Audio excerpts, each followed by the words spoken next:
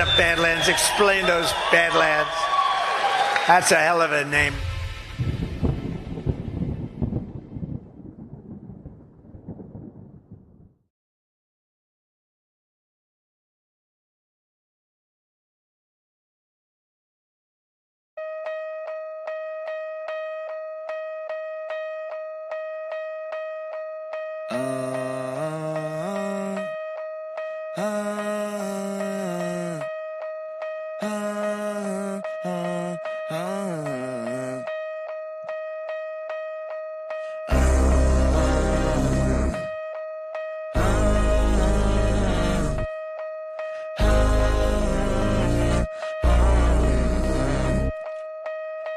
Use this gospel for protection.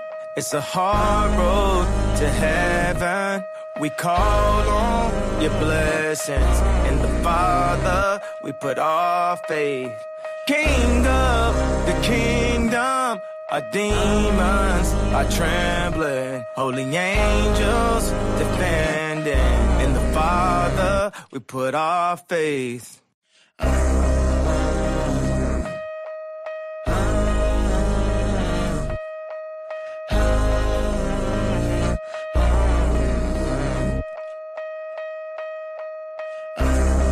Could he not be the greatest? In my bed undercovers when undercovers had raided. My presence is happy belated. Fashionably late, I'm just glad that you made it. The best is yet to come, I'm just glad that you waited. They all say they real till it's time to appraise it. I seen them come and go, you only the latest. But who am I to judge? I'm crooked as Vegas. Use this gospel for protection. It's a hard road to heaven. We call on your blessings. All right. I don't know what's going on with StreamYard. Good evening or good afternoon, everybody. Welcome to Geopolitics with Ghosts. We're having some technical issues here with StreamYard with them. Weird stuff. Anyway, it doesn't matter. Today is September 23rd, 2025. I am your host, Gordon McCormick. Welcome.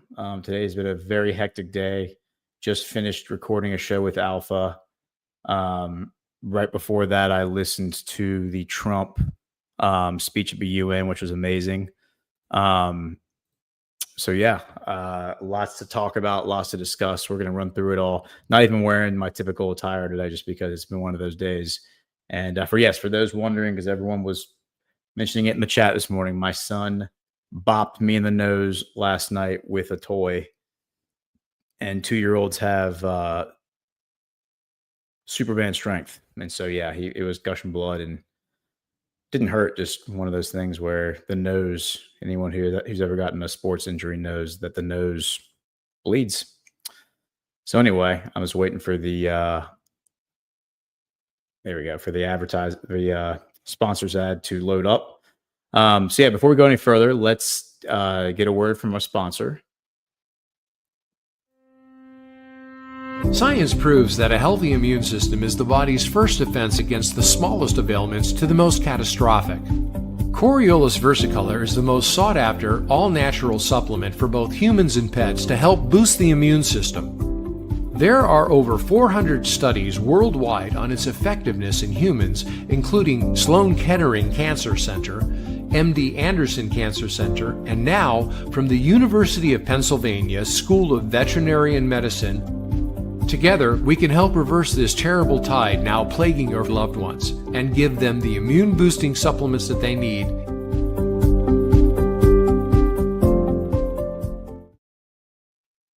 All right. And what's up, everybody? I see the chat is filling up. There are some questions here. I'll go ahead and address some of the questions at the beginning, kind of change it up a little bit. I mean, there's so much for us to talk about and for us to get into. But because I did Badlands Daily this morning and then just did this episode with Alpha that I'm sure he'll air sometime today or tomorrow.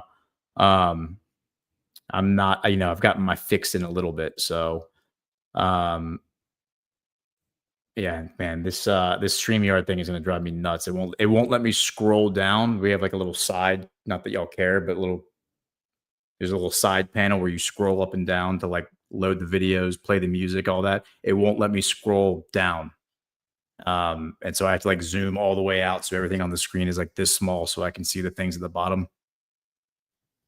It's tilting to say the least, very tilting. But you know, we will work through it. We'll power through. Okay, so there are a few questions in the chat. I just want to address those, and then there was a rant from last week that I didn't get to that I will go ahead and hit as well. T. Gretzky says, Ghost would love to see you look into the Chinese influence over our politicians. I believe it's as strong as Israel's. Yeah, I mean, I think that there's truth there. I think there's truth to just the fact that America was just like a brothel, basically, and anyone who had money was able to come in and buy influence, right? I think the difference between the Israeli influence and the others is that while I'm sure there are other situations where other countries have blackmail or whatever, they all run. I'm sure they all run their own little honeypot scheme. A honeypot scheme is only going to get you so many people. The difference is that the Israelis were able to dispatch the PROMIS software back in like the 80s. And it's interesting, Edwin Meese, who was the attorney general under Reagan, was heavily implicated in that whole situation. It's said that Meese was at the heart. War Hamster, who's come on a number of my shows many times, he's convinced that Meese was like at the very heart of the whole thing. He thinks Meese was the one behind the whole PROMIS, the theft of the PROMIS software. The PROMIS software was the prosecutors management, like information system, something like that. It's like a database so that prosecutors prosecuting criminal cases could cross-reference not only like the case law and everything, but where else these people that they were prosecuting were also being prosecuted. So it was an early like AI, an early form of AI basically. But this is late 70s, early 80s. It was developed by a guy who was like was a spook in the intelligence services. I did an episode on it on Book of Trump. But what's interesting is that Meese's deputy attorney general was none other than Mark Levin. And so you had all these like Zionists like in key positions in the Reagan administration who basically facilitated the theft of this software by Mossad. And then what ends up happening is Mossad deconstructs the software, they reconstruct it from scratch so that anyone looking at it forensically could never prove beyond a reasonable doubt that the software was the PROMIS software. It looked like it was totally, organic, like it was IP, like it was theirs. And then they brought in a third party to put a backdoor into it. And the reason they brought a third party in is because they were worried about somebody finding the back door, and then being able to determine that Mossad put the back door in. So they brought in a dual citizen, a guy with Israeli citizenship from Southern California. I have his name, but allegedly he's the one that they brought in, a computer expert who put the back door in for them. And then they went out and they marketed the software as their own. They still called it PROMIS because they thought it was a really good acronym. The first organization they sold it to, they brought in to run their pilot program was the Canadian mounted the Mounties, the Canadian Mounted Police or whatever. And then they went from there. They basically, once they had a proof of concept, they just went and started marketing to everyone. So everyone around the world is using the software sold to them by the Israelis. The Israelis are known for their software. It's the number one industry. Like 26% of their GDP is software. And of course, by having a back door into their criminal investigations, that gives them all the free blackmail material they would need to blackmail whoever they wanted to blackmail. They could they could tell who's being investigated. They could go to those people and be like, you're currently being investigated. You're currently being prosecuted. We can help you out of this situation, or we can make things much worse for you unless you play ball. I think that is probably much more important than whatever Epstein was doing, although I do think Epstein was a honeypot. I just think Epstein becomes a very convenient story. Like, he's a very good character for explaining to the public what a honeypot is and how a honeypot works.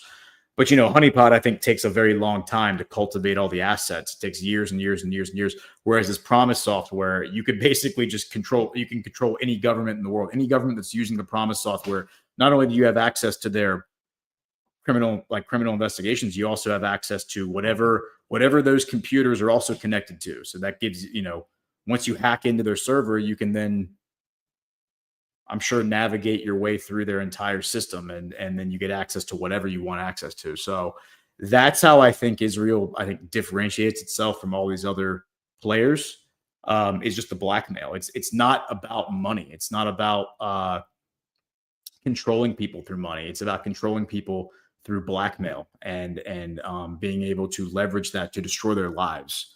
And when you think about what that means, that's a far more powerful motive for somebody to cooperate with Israel than money is. Money is the carrot, and blackmail is the stick. And people respond to the stick much better than they respond to the carrot. The carrot is like, okay, well, I'm not going to get the carrot from you, but I can get the carrot from somewhere else. The stick is, if you don't do what I say, I'm going to beat the crap out of you with this stick. So, anyway. And then I saw there was another, so was it Skeptical? I think it was Skeptical who said, asked if when am I going to do an episode on Cuba? Maybe soon. I haven't done any prep work on Cuba, but I will look into Cuba and see what we can do there. Venezuela, it seems like Venezuela is going to pop off any day now. Something crazy is going to happen in Venezuela. And that's where maybe we'll start there, because there is a lot to discuss. I want to talk about Trump's UN speech. I want to talk about the Kazakhstan thing, of course, but a short little story that we can go to is the U.S. Treasury. So let's go there. Hit the like too, please, and share this episode on social media.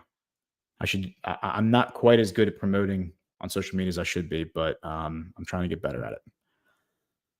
All right. So this is from yesterday. It's a press release from the U.S. Treasury. And what's notable about it is that it is from Scott Bessent. And it is citing Executive Order 13818. And you know how much we talk about Executive Order 13818 here on this show and all the shows that I do. And it is Executive Order 13818 is one of those executive orders that I think people kind of run away with their imagination. John talks about this a lot, where people think it's about seizing assets. And just to be clear, I know John and Zach and maybe Chris have talked about this. If you go and you read the actual executive order, it's not that long of an executive order. It does not empower the government to seize assets. That's not what it does. It empowers the government to freeze assets. And then a prosecution occurs where if the people are found guilty in a court of law, which is the way it should be done, then they can have their assets stripped from them, or whatever. There are all sorts of different remedies, but that's the process. So Executive Order 13818 does not seize assets; it freezes assets. But what it is related to, human rights violations, which the main one they point to is child trafficking, like child trafficking, child slavery, those kind of things, which makes it one of those, juicy carrots that people like to run away with their imagination. So it says, this is from yesterday. Today, the U.S. Department of Treasury's Office of Foreign Assets Control, OFAC, is sanctioning the Lex Institute. It's the Lex Instituto de Estudos Jurídicos, LTDA, and otherwise known as the Lex Institute, for its support to Brazilian Supreme Federal Court, STF, Justice Alexandre de Moraes. So de Moraes was designated by OFAC on July 30th, 2025. That's 2 months ago, for using his position to authorize arbitrary pretrial detentions and suppress freedom of expression in Brazil.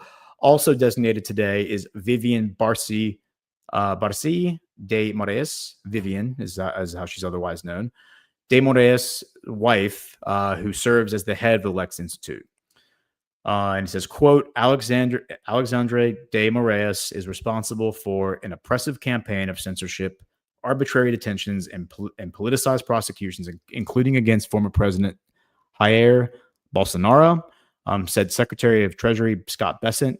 Quote, today's actions make clear that Treasury will continue to target individuals who provide material support to de Moraes as he abuses human rights. Today's action is being taken pursuant to Executive Order 13818, which builds upon and implements the Global Magnitsky Human Rights Accountability Act and targets perpetrators of serious human rights abuse around the world. And then it goes on to explain the network supporting de Moraes. On July 30th, 2025, President Trump issued Executive Order 14323, addressing threats to the United States by the Brazilian government, which explains that de Moraes has abused his judicial authority to target political opponents and suppress dissent. De Moraes' decision in the unjust conviction of former Brazilian President Jair Bolsonaro has shown his increased willingness to partake in political prosecution. Today's action focuses on those that provide a financial support network to de Moraes.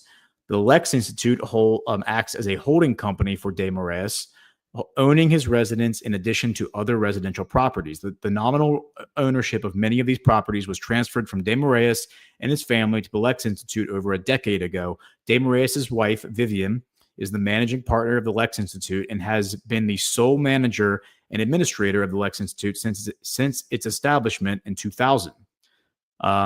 Together, the Lex Institute and Vivian hold the de Moraes family's wealth. The Lex Institute is being sanctioned pursuant to Executive Order 13818 for having materially assisted, sponsored, or provided provided financial, material, or technological support for or goods or services to or in support of de Moraes, a person whose property and interests in property are blocked pursuant to Executive Order 13818. Vivian is being sanctioned pursuant to Executive Order 13818 for being or having been a leader or official of the Lex Institute, an entity whose property and interests in property are blocked pursuant to EO 13818 as a result of activities related to Vivian's tenure. And then it goes on to explain the Global Magnitsky Act. It says, and how Executive Order 13818 was building upon that act, and how it was issued on December 20th, 2017, the first Trump administration, in recognition that the prevalence of human rights abuses and corruption that have their source in whole or in substantial part outside the United States had reached such scope and gravity as to threaten the stability of international political and economic systems.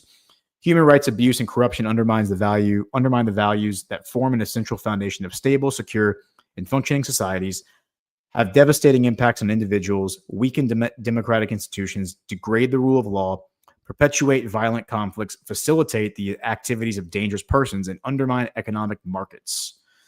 The United States seeks to impose tangible and significant consequences on those who commit serious human rights abuses or engage in corruption, as well as to protect the financial system of the United States from abuse by those same persons.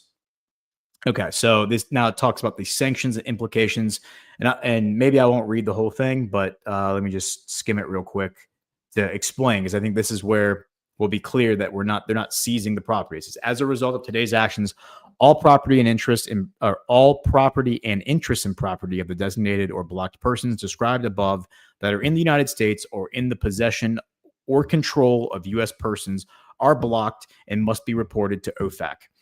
In addition, any entities that are owned directly or indirectly, individually, or in the aggregate 50% or more by one or more blocked persons are also blocked, unless authorized by a general or specific license issued by OFAC or exempt. OFAC's regulations generally prohibit all transactions by U.S. persons or within or transiting the United States that involve any property or interests in property of blocked persons.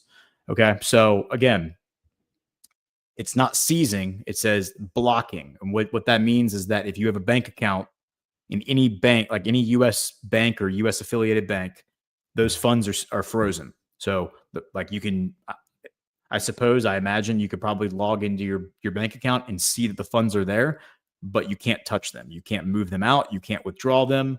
I'm sure you probably can't make deposits. Same with real estate, or vehicles, any sort of property with a paper trail, or interest in property, which I guess would include also securities and stocks and all that stuff. The only thing they probably couldn't get their hands on is your Bitcoin. So just saying. So anyway, might be worth just real quick clicking on this other executive order 14323 or 14323. Yeah. And this is addressing threats to the United States by the government of Brazil.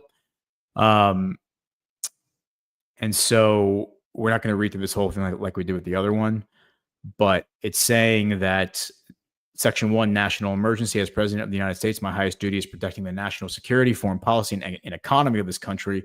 Recent policies, practices, and actions of the Brazilian government threaten the national security, foreign policy, and economy of the United States. Members of the government of Brazil have taken actions that interfere with the economy of the U.S., infringe the free expression rights of United States persons, violate human rights, and undermine the interest of the United States has in protecting its citizens and companies.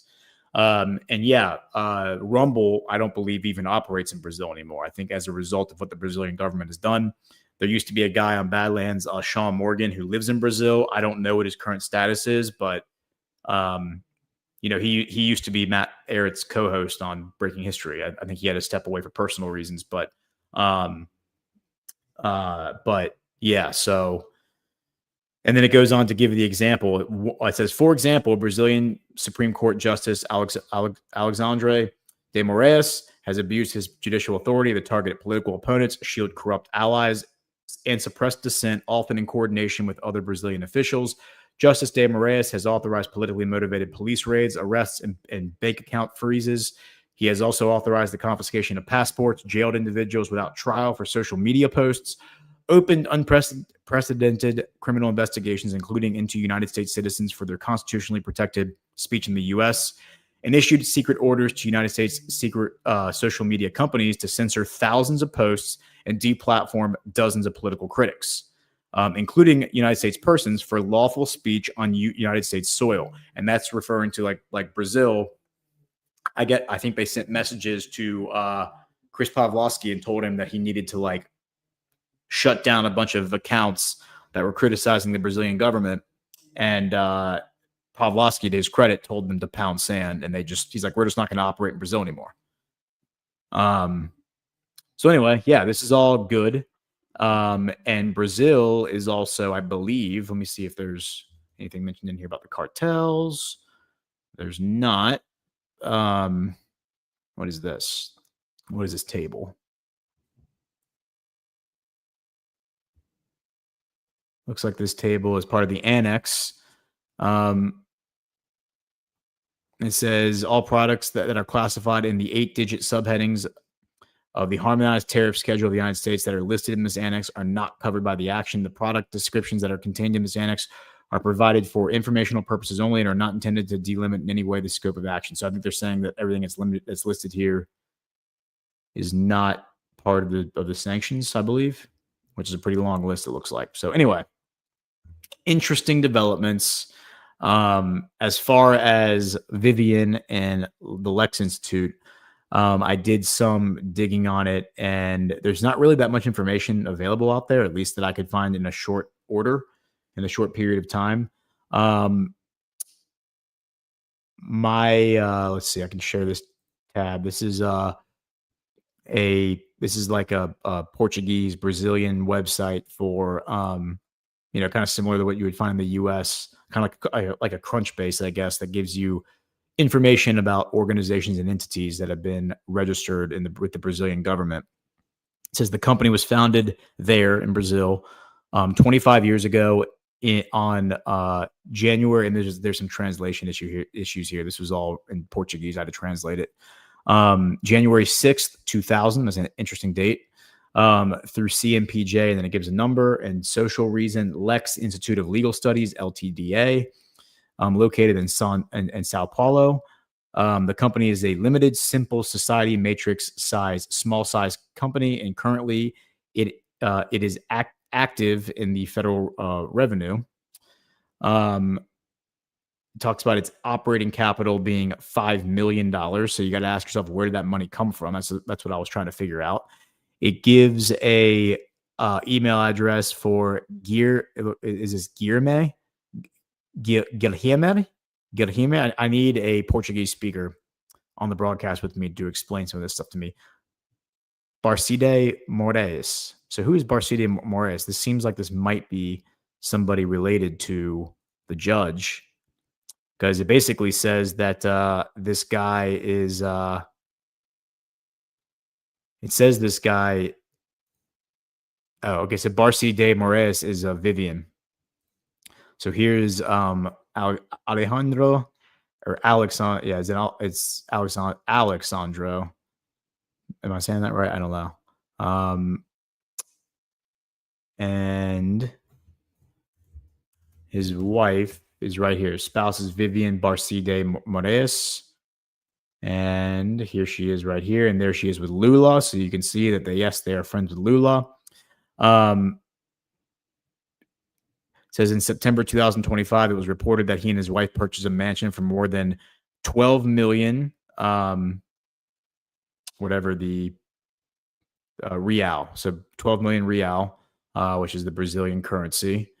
It says on July 30th, 2025, De Moraes made an obscene gesture with his middle finger to members of the public, booing him while he attended the first leg of the round of 16 of the 2025 Copa de Brazil between Corinthians and Palmeiras.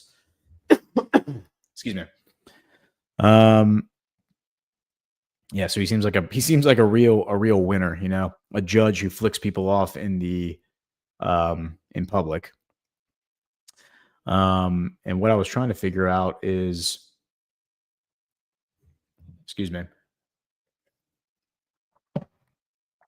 Yeah, so I think this guy also played a pretty key role in the coup of 2022, where Bolsonaro's election was obviously stolen. And we saw they pretty much had the exact same. They had like a January 6th, like a Portuguese January 6th. They even had, the what's his name? The guy with the horns. They even had, the QAnon shaman. They had one of those, like a Brazilian version. It was actually kind of funny. But I don't think the public had the same reaction to the situation as the public in the United States did. So they got the hose. We got the hose too, but obviously we got Trump back. They have not gotten Bolsonaro back yet. Okay. And looking into this, let me see what other notes I got.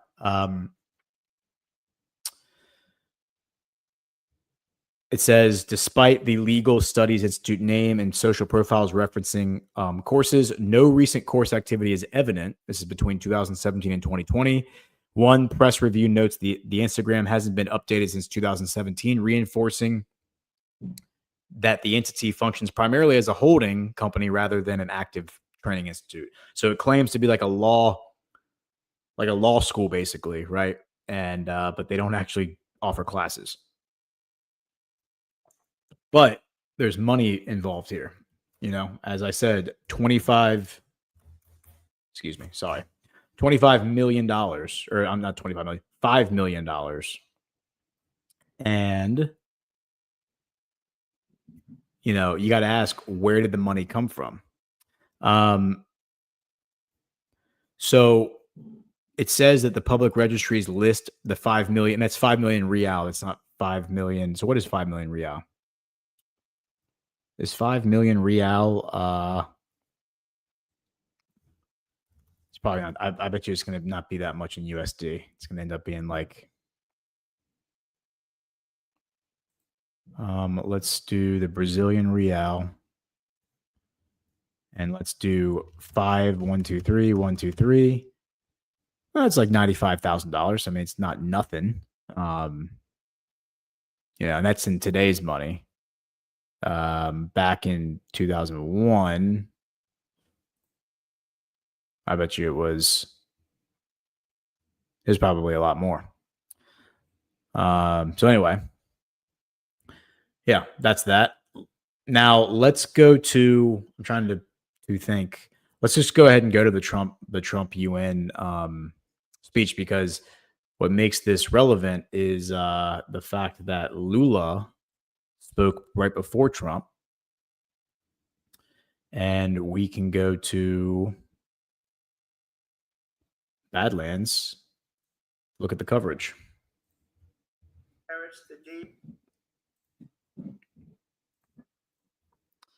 Stand by for processing.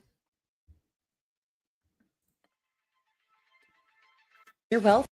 So, During the general A prerogative that dictatorships deny to.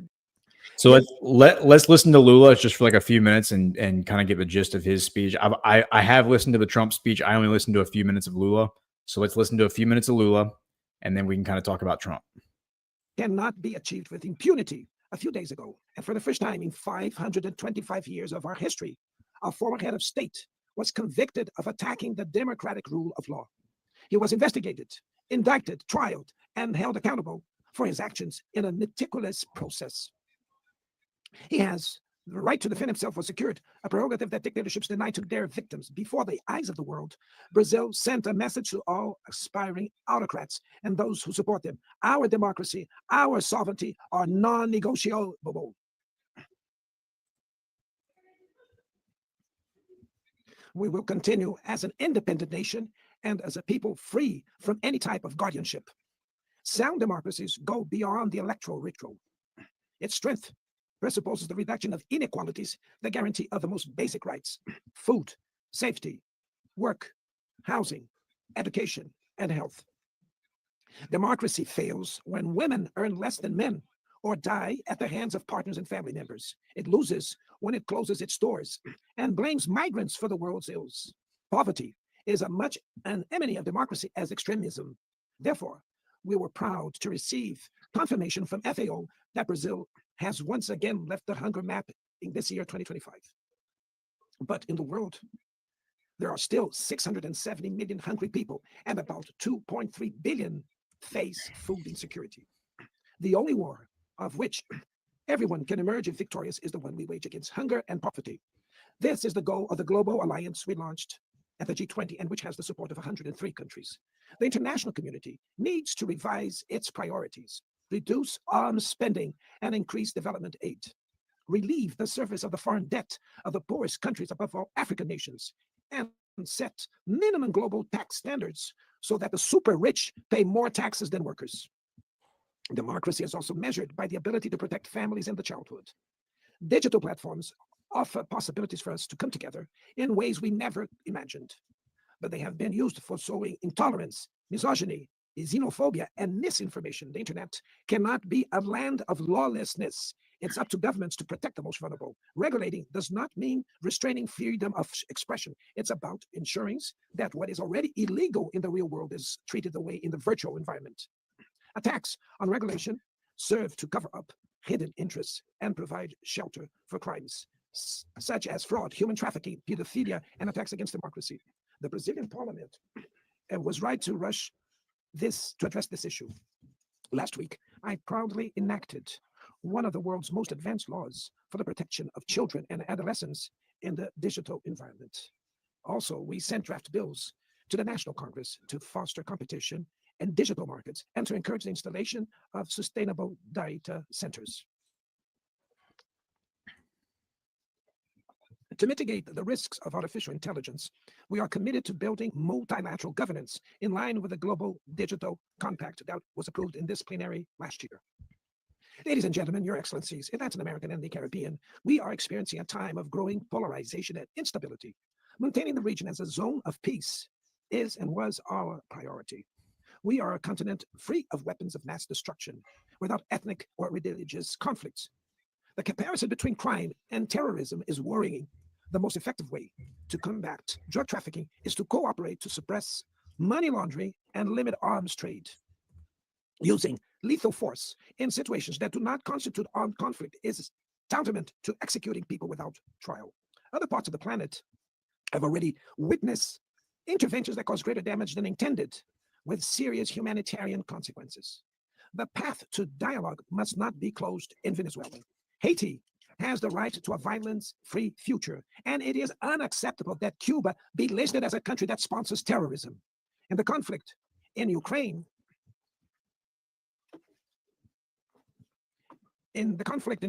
we all already know that there will be no military solution. The recent meeting in Alaska raised hopes for a negotiated way out.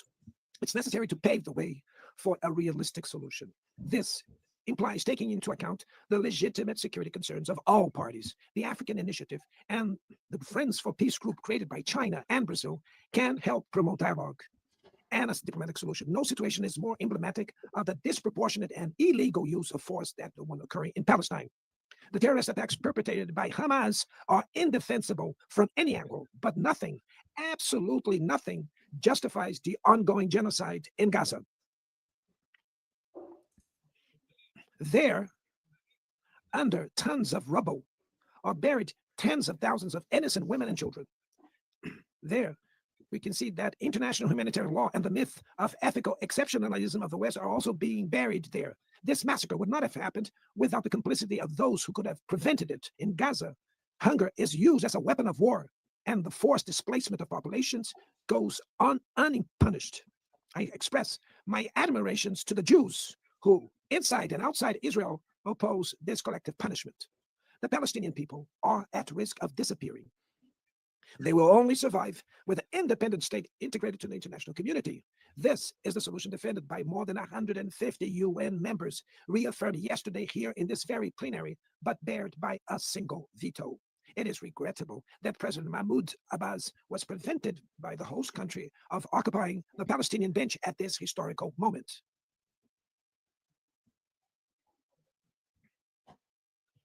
The spread of this conflict to Lebanon, Syria, Iran, Qatar is fueling an unprecedented arms build-up.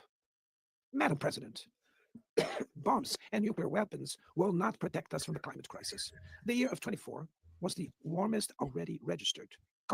Okay, we don't need to hear about climate change. Thanks, though, Lula. Yeah, this guy is he's a criminal. I mean, he's been convicted multiple times over of being, crimes related to being a communist, is my understanding.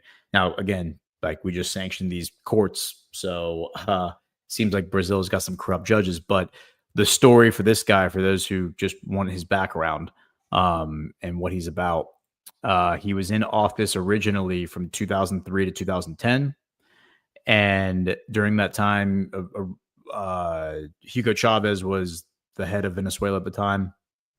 He had an alliance with Hugo Chavez. Maduro didn't come into office, I don't think, till 2013. And then when Maduro comes in office, it's, the quote unquote right wing. I think the guy's name was Termer, I think, before Bolsonaro. And then Bolsonaro comes in, I believe, in 2016, or shortly thereafter. And they don't recognize Maduro. They call, they say all the mean things that, the West says about that, the Uniparty says about Maduro. And basically what happens is that this guy, Lula, is let out of prison by Bolsonaro in like 2022 and is effectively allowed to just kind of like return to office. I mean, they clearly stole the election from Bolsonaro. Bolsonaro lets him out of prison and they just like steal the election, and they install this, the CIA just installs this guy as Brazil's president. And he has gone back to, restoring ties with Maduro. 2023, he sought to rebuild regional diplomacy with Venezuela. He invited Maduro to Brazil in May 2023. He framed the reapproachment as an attempt to reintegrate Venezuela into regional institutions like CELAC and UNISAR. And that's what's interesting is, like, I'm pretty sure CELAC and UNISAR, let me look at what these two things are.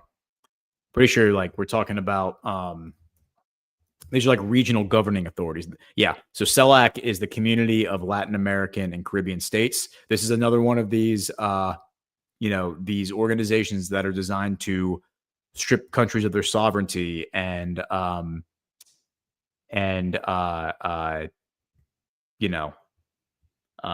punish people who operate outside of the controlled opposition dynamic. It says in 2010, selected Hugo Chavez and Chilean President Sebastian Pinera as co-chairs of the forum to draft statutes for the organization.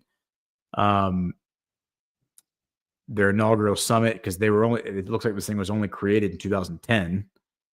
Yeah, it's just like so funny. And then it was supposed to be inaugurated in 2011, but then the ill health of Hugo Chavez, it was put off. It was instead held in December of 2011 in Caracas. That's really interesting. And then let me see how Maduro fits into this. Maduro is like not even listed in this. And then Hugo Chavez openly called for SELEC to replace the OAS, citing the Monroe Doctrine. Interesting. The Organization of American States. And then the other one is UNISAR. And UNISAR is the Union of South American Nations. And yeah, I mean, it's hard to know what these things actually are. Look, this one was also set up by Hugo Chavez. I haven't done a dig on this, so I don't know what to make of these entities, but more often than not, depending on where the money comes from, I mean, these organizations tend to be deep state proxies. But this is interesting. In January 2019, amid growing concern about Venezuela's Nicolas Maduro, a new group, Prosur, which is the Forum for Progress and Integration of South America, was advanced to counteract the influence of what countries in the region call a dictatorship in Venezuela. Okay, so it's like they didn't like Venezuela, they didn't like Maduro, so they're going to break away and form a new organization. So yeah, maybe this thing was meant to be something really bad, and then Maduro kind of becomes the leader of it by default. And yeah, interesting stuff. So we'll kind of have to wait and see what happens with Venezuela. But notable is that Trump announced that him and Lula are going to meet. And let's just cover this real quick, and then we will move off of Venezuela.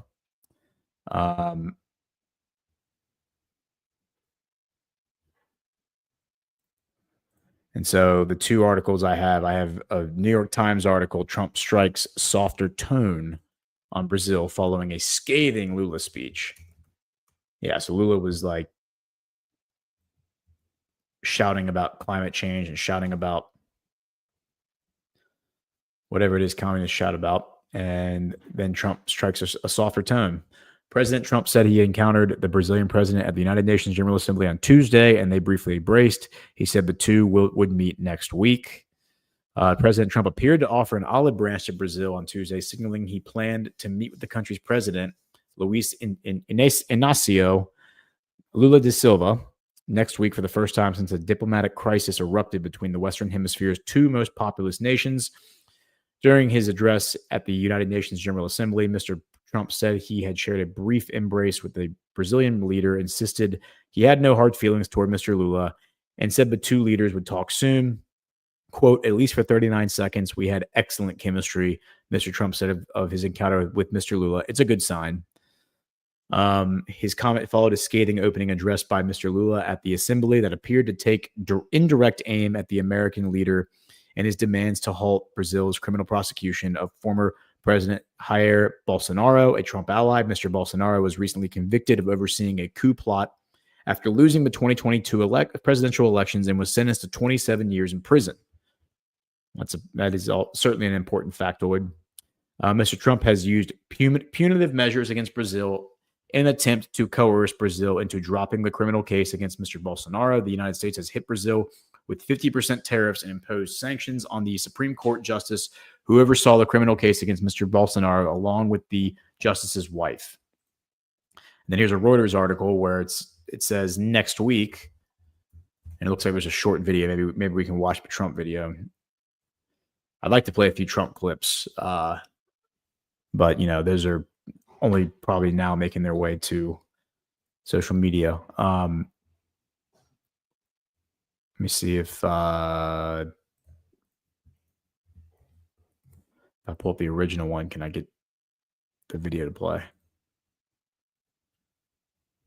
I think I can. Yeah. Okay. Wait. Let's watch it here. Brazil now faces major tariffs in response to its unprecedented efforts to interfere in the rights and freedoms of our American citizens and others, with censorship, repression, weaponization, judicial corruption, and targeting of political critics in the United States. I have a little problem saying this because I must tell you, I was walking in and the leader of Brazil was walking out. We saw him and I saw him, he saw me, and we embraced. And then I'm saying, can you believe I'm going to be saying this in just 2 minutes? But we did talk. We had a good talk, and we agreed to meet next week, if that's of interest. But he seemed like a very nice man, actually. Brazil now faces major tariffs in response to its unprecedented efforts to interfere in the rights and freedoms of our American citizens and others, with censorship, repression, weaponization, judicial corruption, and targeting of political critics in the United States. I have a little problem saying this because I must tell you, I was walking in and the leader of Brazil was walking out. We saw him and I saw him, he saw me, and we embraced. And then I'm saying, can you believe I'm going to be saying this in just 2 minutes? But we did talk. We had a good talk, and we agreed to meet next week, if that's of interest. But he seemed like a very nice man, actually. Yeah, like you can see. It's so funny that like this is what wait, why did it want to switch up on me like that? That wasn't cool. It's so funny when Trump makes these kind of comments. Like he made the comment about Joe Biden with Keir Starmer. But he seemed like a very nice man, actually. Yeah. Okay. Yeah. So that I totally forgot. We didn't even get a chance to cover like this whole Starmer meeting with Britain last week. There was one clip that I think is probably worth sharing from that, but let's wrap up with Venezuela before we pivot off of that.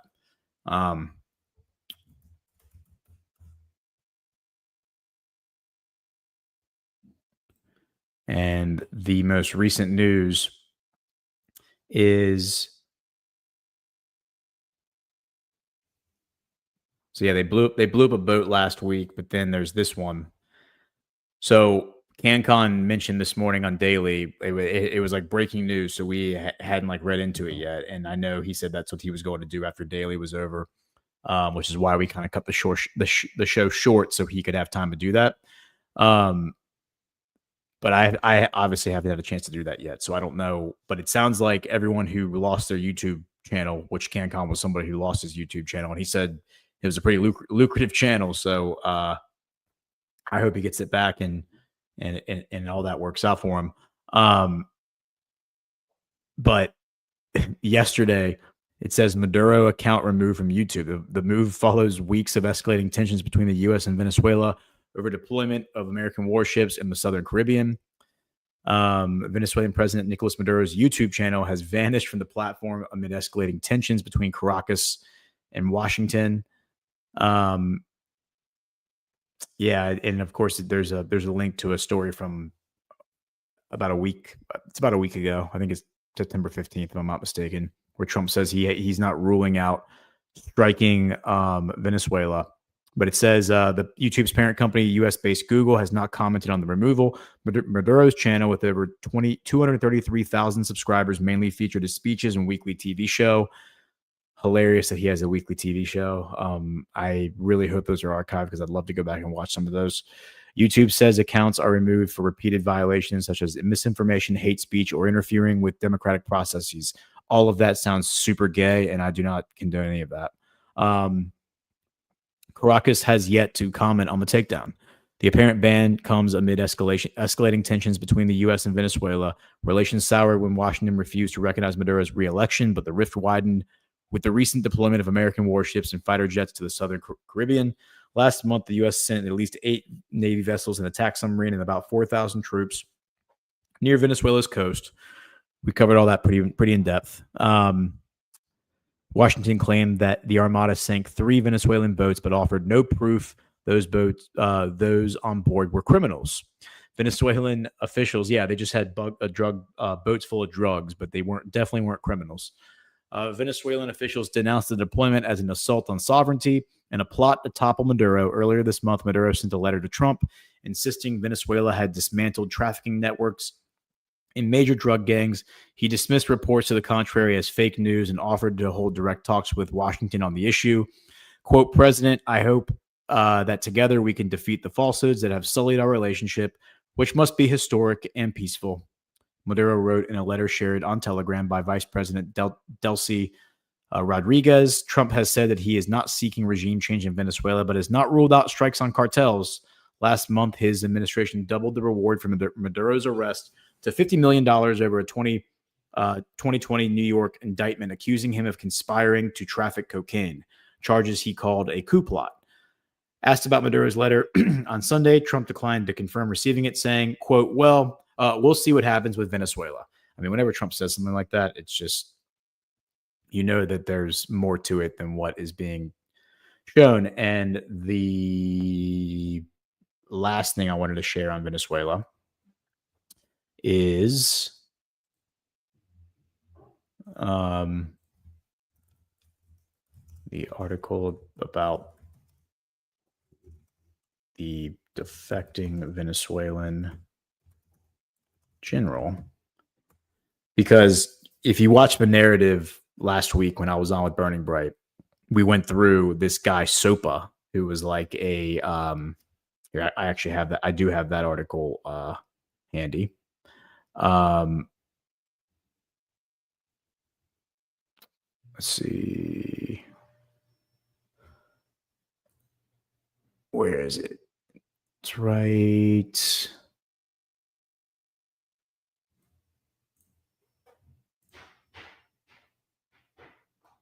Right here. Not Sopa, Saab, like the car. Right, no. Wrong button, excuse me. Right here.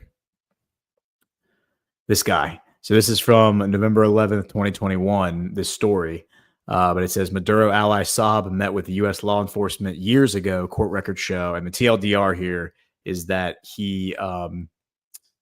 it says Alex Saab, a Colombian businessman close to Venezuelan President Nicolas Maduro, extradited to Miami last month on money laundering charges, met with U.S. law enforcement years ago to provide information on Maduro's government, according to records in the U.S. court case of an alleged ex-associate.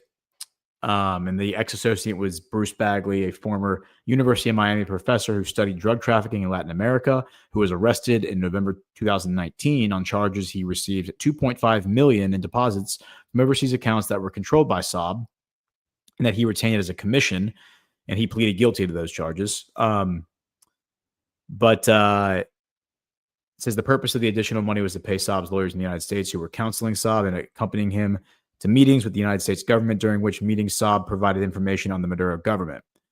So Saab gave this, or somebody gave this Bagley guy money, the $2.5 million, to pay these lawyers who were helping Saab, who was helping the U.S. government. Saab had defected to the U.S. government from Venezuela and was feeding them information, not only the Pentagon, I think, but he was also feeding like the DEA information about the drug cartels. And this Bagley guy was getting money that he was supposed to be paying the lawyers with. And instead of paying the lawyers, he just kept the money for himself. And so he went to prison for that. He admitted to doing it and he went to prison for that. But what ends up happening is that Saab gets pardoned by Biden last year. He gets released, sent back. Like there's a prisoner swap last year where we received I think we received people who were from like the USAID stuff, who were connected to that woman from Sumarte, what's her name, Maria, whatever her name is. I talked about her, I think, on the last show. We got one of her allies, I believe, back, and then in exchange we sent Saab. And then Saab, of course, let me just pull this up. Alex Saab, this is October 2024, appointed head of oil industry. And I think in this article, before I depart from the PDF, I want to say Saab's lawyers said it. Where does he say it? It says,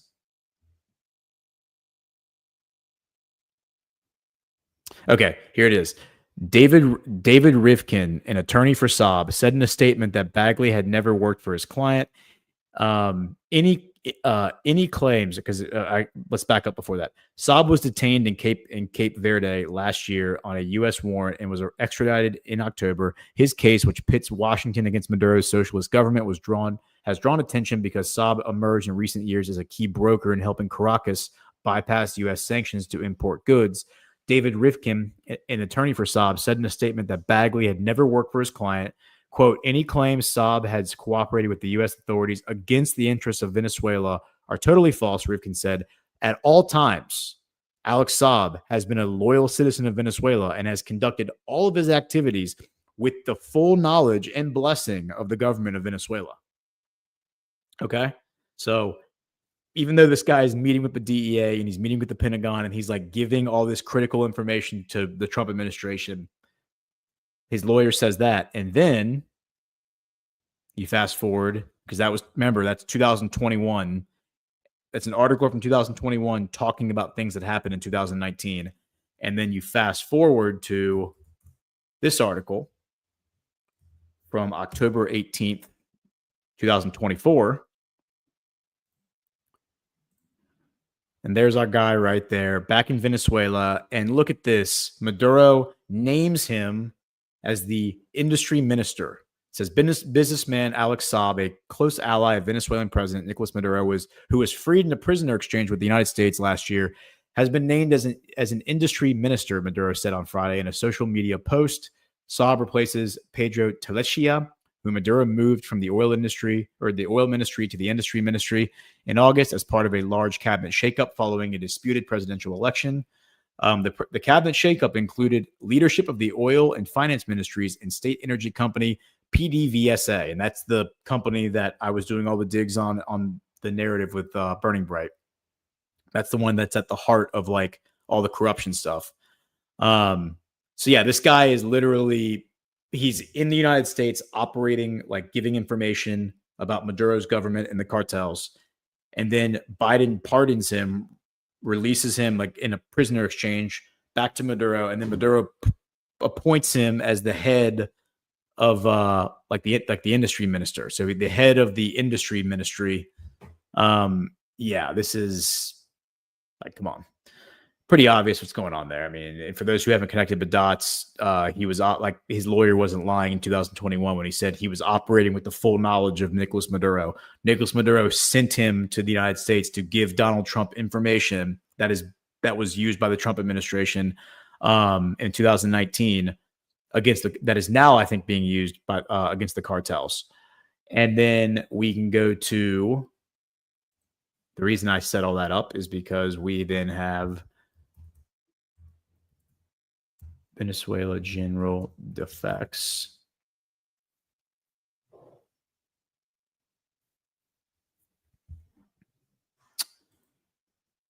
And I'm just trying to find this guy's name because it's really hard to, sometimes this information does not get out because like nobody reports on it except for like outlets in foreign countries. And that stuff gets buried by, all the search engines.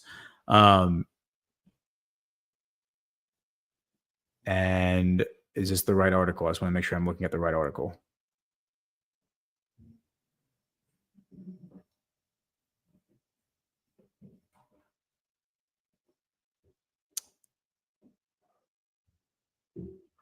Okay, well, this is worth looking at, I think.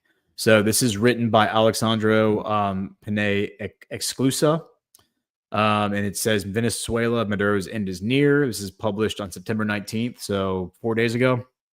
And it says, like in a nutshell, it says fraudulent elections expose Maduro's dictatorship. Venezuela suffers economic collapse, mass exile, and human rights violations. The U.S. is increasing pressure on Caracas to stabilize the hemisphere. For comprehensive insights, tune into our AI-powered podcast. AI-powered podcast. Does that mean they don't have real podcasters? They just have an AI that talks to you? Okay. 1 year after perpetrating electoral fraud, the Venezuelan regime faces multiple crises. Yeah, we know all that. What happened on July 28, 2024? Presidential elections were held in Venezuela, and the results were fraudulent, according to the Uniparty. It says it seemed that Mr. Maduro was about to fall because the democratic governments of the West denounced the official results. Nevertheless, Russia, China, and Iran, as well as the presidents of Cuba, Nicaragua, and Honduras, all three of whom are members of the Sao Paulo Forum, recognized the results announced by the National Electoral Council, controlled by President Maduro. Other SPF leaders, including Brazil's Lula da Silva, Mexico's López Obrador, and Colombia's Gustavo Petro, maneuvered to minimize President Maduro's fall, arguing that to take a position on the elections, it was necessary to wait for the Electoral Council to present the tally sheet. Then it goes on to explain charges of crimes against humanity. And let's see who's actually bringing these charges. We have some links here, and I'm just going to guess that these links are going to take us to where? Oh, the Human Rights Council. Okay. And let's just look at who the Human Rights Council is. Okay, so here's their little report. Detailed findings of the independent international fact-finding mission on the Bolivarian Republic of Venezuela. And do we have an author? An author would be fantastic. We probably don't, but we do have Human Rights Council and the United Nations Human Rights Council. Trump told you in the speech earlier that the UN's a joke, and the UN hasn't done anything to help him. So it's also kind of a joke to think the UN Human Rights Council is anything other than just a, gatekeeping regime operation. But they say that Maduro is super bad, and Venezuela is very, very bad. All right, let's go back to the article. Economic collapse. Okay, it says actually, wait, before we go there, it says we have the Khosla Institute. What's the Khosla Institute? Oh, wow, look at this. This looks super professional. The Khosla Institute put out this report on Maduro. Look at this drawing. This is how you know this is like grade A professionalism. Nicolas Maduro using clamps from a car battery in a very poorly drawn caricature while standing on top of a guy. And the Khosla Institute, I'm willing to bet if I look into what that is, it's probably connected to USAID, but we won't do that right now. Economic collapse. It says that Venezuela's currency is crashing. Okay, maybe it is, but it says additionally, U.S. President Donald Trump in March issued an executive order declaring that any country buying oil or gas from Venezuela would pay a 25% tariff on trade with the U.S., arguing that the regime of Nicolas Maduro in Venezuela continues to pose an unusual and extraordinary threat to the national security and foreign policy of the U.S. And then finally, that brings us to, well, not finally, drug trafficking and terrorism. In March 2020, during Mr. Trump's first presidency, Attorney General William Barr charged President Maduro and 14 other Venezuelan officials with narco trafficking and offered a $15 million reward for Maduro's capture. I'm going to save that document because I want to see how many of those guys might be in prison already in Venezuela. That would be my guess. According to multiple sources, including former security chief and current minister of the Interior, the Venezuelan regime and FARC reached an agreement to facilitate the Colombian guerrilla group's drug business. And this would be the revolution. What is this? It says, according to Mr. Barr, President Maduro and his co-defendants were involved in a conspiracy together with the Revolutionary Armed Forces of Colombia, FARC, in an effort to flood the United States with cocaine. Okay. According to multiple sources, including former security chief and current minister of the Interior, Diosdado Cabello, the Venezuelan regime and FARC reached an agreement to facilitate the Colombian guerrilla group's drug business. This was the beginning of the Cartel of the Suns, a term used to describe drug trafficking cells embedded within the Venezuelan military. Suns is used to denote the insignias worn by high-ranking Venezuelan military officials. The American equivalent would be stars. Okay, so they're saying that this group has infiltrated the Venezuelan military. So we could say that maybe there's a group that is operating inside of Venezuela that is not necessarily friendly to Maduro. That could be a part of what's going on here. I don't know. I'm just speculating. It says the U.S. escalation against Maduro. Because before that, it talks about Tren de Aragua. Trump designated it as a terrorist organization. It's the most powerful homegrown criminal actor and terrorist gang that has successfully projected its power abroad. In March, the White House invoked the Alien Enemies Act against TDA and accused President Maduro of being its leader. Again, I think that's kind of like narrative shielding because, you know, if these guys really are potentially hostile to Maduro, you don't want to tip your hand that Maduro is actually working with you. Why Venezuela? After the fall of the Berlin Wall, late Cuban revolutionary Fidel Castro devised a plan to use Venezuela's wealth and geopolitical influence to spread the Cuban Revolution throughout Latin America. And even to the U.S. first, Hugo Chavez and then President Maduro lent themselves to this plan, putting the Venezuelan state at the service of organized crime, of drug trafficking, and of enemies of the U.S. That is laugh out loud funny. The Colombian cartel and the drug cartels all work for the CIA. And even Fidel Castro has ties to the intelligence agencies. So that is absolutely laugh out loud funny to assert any of that. The straw that broke the camel's back, on July 17th, President Maduro and Colombian President Gustavo Petro announced the creation of the binational economic zone on the border, precisely where the guerrillas and drug traffickers have the most power. Although for now, the agreement covers the Venezuelan states of Táchira and Zulia, that's where they operate mostly, and the Colombian Department of Norte de Santander. It is also contemplates the creation of other economic zones. Okay. Okay, now it speculates on scenarios. This is what I wanted to see. The most likely scenario: Maduro loses power unwillingly. Growing pressure from the U.S. and economic crisis gradually weaken President Maduro and create the conditions for fracture within the regime and within the Venezuelan armed forces, leading to Mr. Maduro's forced departure from power. Less likely: Maduro negotiates an exit from power. Sectors of the Venezuelan regime, tainted by corruption but not involved in drug trafficking or terrorism, decide to negotiate an impunity agreement with the opposition and U.S. authorities, and then convince President Maduro to leave with his family and part of his wealth to a country where he can live in safety. I think that some version of that is probably what has happened, although I'm like, whether I don't think we're actually going to see Maduro leave power. We might, but it seems to me that we've already seen defection from Venezuela and people informing on that. And to that end, there's this article, which is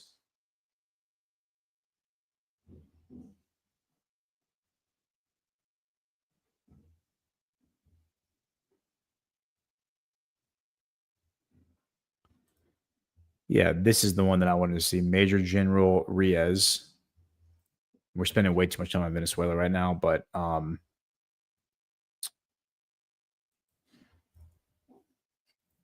okay. So the rumor is that this guy was arrested after trying to engage in a conspiracy to overthrow Maduro. This is June 28, 2025. It says narco regime would have arrested a general involved in a conspiracy against Maduro. A rumor spread on social media networks last Thursday refers to the alleged arrest of retired General Gimme Jose Santina Reyes by the narco regime because he was discovered leading a plan to overthrow Nicolas Maduro. Says, according to political analyst Esteban Oria, whoever that is, one of the first to reveal this still unconfirmed data, Santini is considered a key figure in the 4F movement, as well as one of the close collaborators of the late Hugo Chavez. He would have been arrested by DGCMI after an internal plan to depose Nicolas Maduro was discovered. Rumors circulating on different digital platforms indicate that his residence had been raided, and there would have there they would have located evidence about the alleged plan underway. It talks about documents they found. It says an unofficial version indicates that due to anti-corruption investigations offered by Alex Saab, so there's Alex Saab, intelligence agencies detected a Venezuelan businessman in Colombia who, in his confessions, mentioned Santini as part of an alleged network that would be conspiring to remove Maduro from power. The retired general, in his first confession, apparently confirmed an internal rift between the intelligence agencies themselves and the armed forces loyal to narco Chavismo. It says they would have found documents and digital files with subversive content, including messages that link him to the parallel military structure within Chavismo that seeks to replace him with a figure from the military establishment, one more similar to the late Hugo Chavez. So that's interesting. So, I mean, I think that's all unconfirmed, but that is definitely interesting. And I swear I saw a story. I read a story the other day about another general defecting from Venezuela. But let me just one more.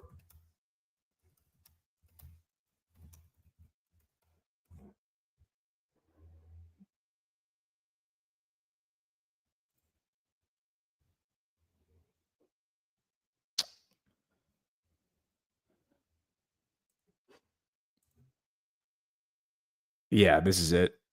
Okay, so it's Bolivian Armed Forces Pedro Rafael Suarez Caballero defected from the Maduro regime, but that's like not really being reported anywhere other than just like on Telegram, which is not a reliable source. Oh, wait, here we go. NTN 24.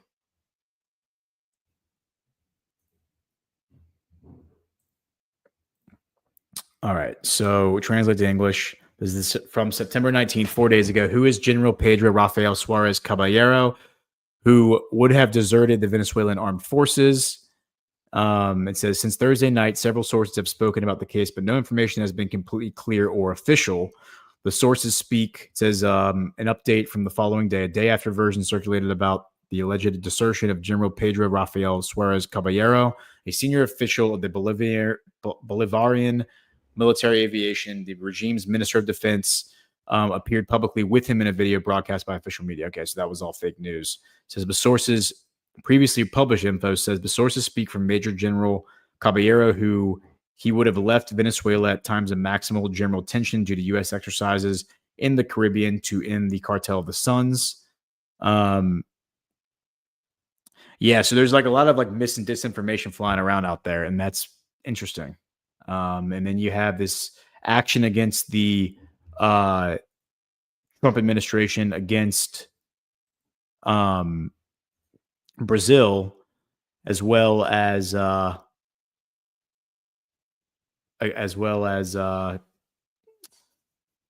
okay. And then I do want to share this one. This is like, we'll end this, I promise here. Maduro in the face of Trump's mockery. So what they're talking about, I got to pull this up. This is too damn funny. Here, this is how you know this is like a super serious situation. Although I do kind of think that we're going to see some like actual military action against, like the cartels. I think that might be like imminent. This is how you know this is a very serious situation. Trump posted this to Truth Social, and he says, top secret. This is from yesterday. We caught the Venezuelan militia in training, a very serious threat. Let me make this full screen.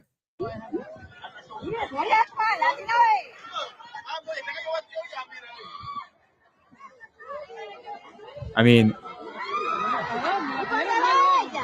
it's a little mean, but I mean, even the people in the background, you can hear like laughing and hooting and hollering. So they're having a good time. We're all having a good time. And then Maduro in the face of Trump's mockery, those women with their rifles will be your terror. So Maduro's response to Trump posting that is, those women that you just saw on screen are going to be your terror. Yeah, I mean, I don't know how you take any of this seriously, but anyway. So yeah, it seems like Maduro and Trump are like positioning themselves to have like this big fight, and that's pretty funny. All right, so let's do a quick ad break, and then we'll come back, and we'll continue on the news. Geopolitics with Ghost. A lot of damaged souls, I done damaged those. And in my arrogance, took a camera pose. Caught with a trunk of Barry Manilow's. They sing a different tune when the slammer close. From the concrete.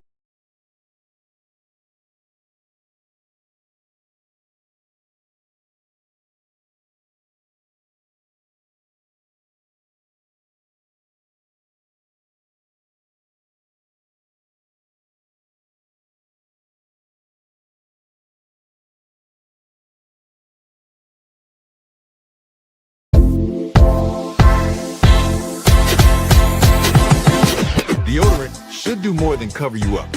It should protect you all day long. Dude, the deodorant stick is legit. I like the mint one. And, you know, you go work out and you kind of get like, you know, you get funky if you work out. Dude, like at the end of my workout, like I'm sweating, shirt got all those sweat. Like I'm like, dude, I still smell good. Like I absolutely love it. If you guys haven't tried it, try it. That's the difference with Soft Disclosure. No aluminum, no chemicals, just clean, natural ingredients that fight odor and keep you fresh through every workout, every meeting, every moment. I've always struggled with the like, you can't use aluminum deodorant because you're going to die if you use it kind of thing, because all of the non-aluminum deodorant products suck pretty much. Yeah. This is different. This is all day. You're all day good, and you're not putting any of that disgusting chemicals right near your lymph nodes. Soft Disclosure deodorant, real protection, real freshness, built on truth. Available in mint and lemon grapefruit. Visit softdisclosure.com and use promo code Badlands for 15% off. Soft Disclosure.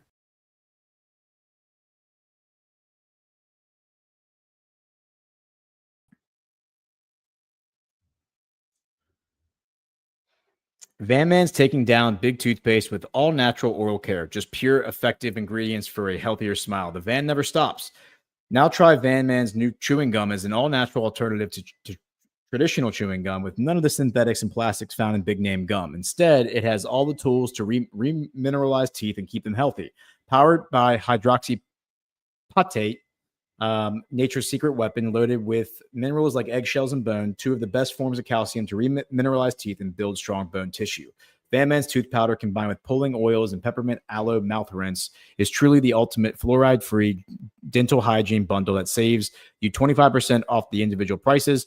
Head over to badlandsmedia.tv/vanman to hop in the van for the ultimate way to care for your teeth naturally. That's badlandsmedia.tv/vanman.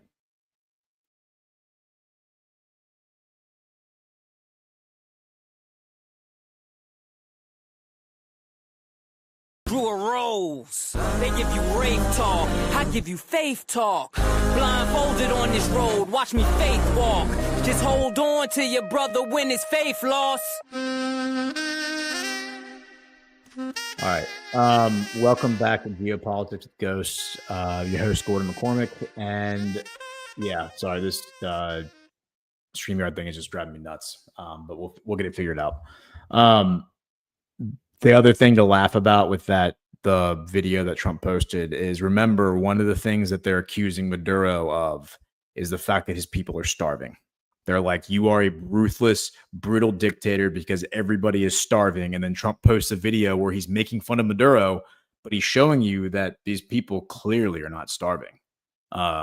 So interesting, like, dynamics, I think, at play that you kind of have to read between the lines a lot of times. And God, man, these bureaucrats are just so stupid and they do really dumb things. And then we have to put up with their stupidity. But anyway, spent a little too much time on Venezuela, but I apologize.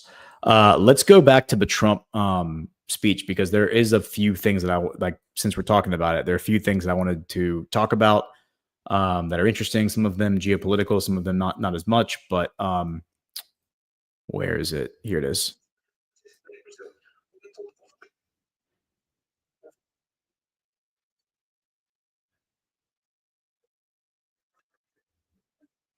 Whether the UN can manage to play a productive role, I've come here today to offer the hand of American leadership and friendship to any nation in this assembly that is willing to join us in forging a safer, more prosperous world. And it's a world that we'll be much happier with. A dramatically better future is within our reach. But to get there, we must reject the failed approaches of the past and work together to confront some of the greatest threats. Admitted and entering our country has been zero. Hard to believe. Just 7 months. It's never happened before. There's never been anything like that. I'm very honored to have done it. It's too bad that I had to do these things instead of the United Nations doing them. And sadly, in all cases, the United Nations did not even try to help in any of them.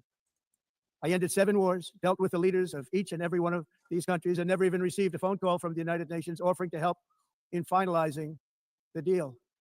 All I got from the United Nations was an escalator that on the way up stopped right in the middle. If the first lady wasn't in great shape, she would have fallen, but she's in great shape. We're both in good shape. We both stood. And then a teleprompter that didn't work. These are the two things I got from the United Nations: a bad escalator and a bad teleprompter. Yeah, that's remarkable, by the way, that God, there's so much to pick apart here. The whole Trump escalator thing, let's just show that clip real quick for those who haven't seen it.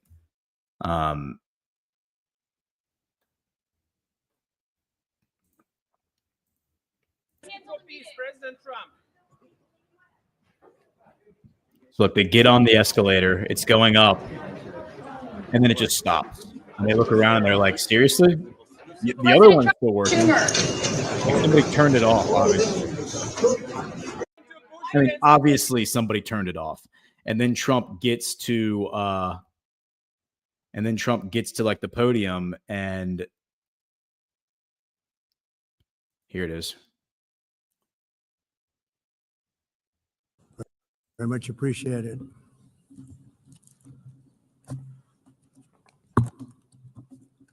And I don't mind making this speech without a teleprompter, because the teleprompter is not working. I feel very happy to be up here with you, nevertheless. And that way you speak more from the heart. I can only say that whoever's operating this teleprompter is in big trouble. Yeah, and just to be clear, I think he's making jokes here and being lighthearted because it's Trump, and he's really good in these moments of like being himself and just being, human.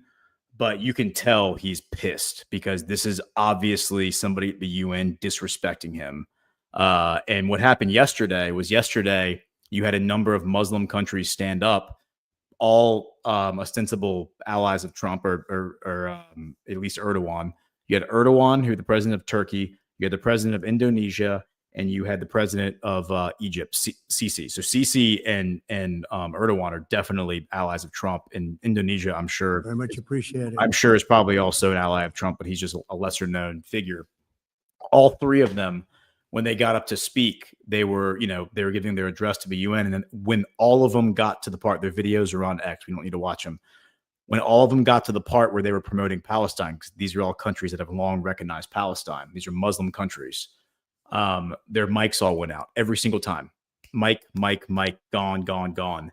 So obviously someone at the UN is playing games, and whoever is doing this to Trump is also doing it to the Muslim countries who are promoting people like recognizing the Palestinian state. So do the math on that, on how that all adds up. And that'll let you know who is pulling the strings at the UN. Yeah. And it's like you can see his face right there. He's just like, I can't believe that y'all do this, you disrespectful sons of bitches. And they are.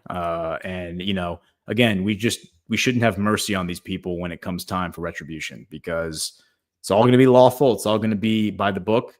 But when they are sitting there sobbing to us about how it's not fair, it's like, no, y'all are just like really ruthless and really underhanded. So it is what it is. There is one more thing that I wanted to share about Trump's speech. You heard him say in his speech, you didn't help me. You didn't help me. Like, I didn't get any calls from the UN. Nobody wanted to help us, whether it was, fixing the border, the fact that the entire world was coming up through the southern border, or the fact that I was trying to negotiate these peace deals, which he said, you should have been doing this. Where's the UN been? These wars have been happening all over the world. None of y'all lifted a finger to do it. Instead, his friends from business, it wasn't even the State Department. The State Department doesn't get any credit for this. It was his friends from business, Steve Witkoff mostly, Tom Barrack, Mossad Bullis, a few others.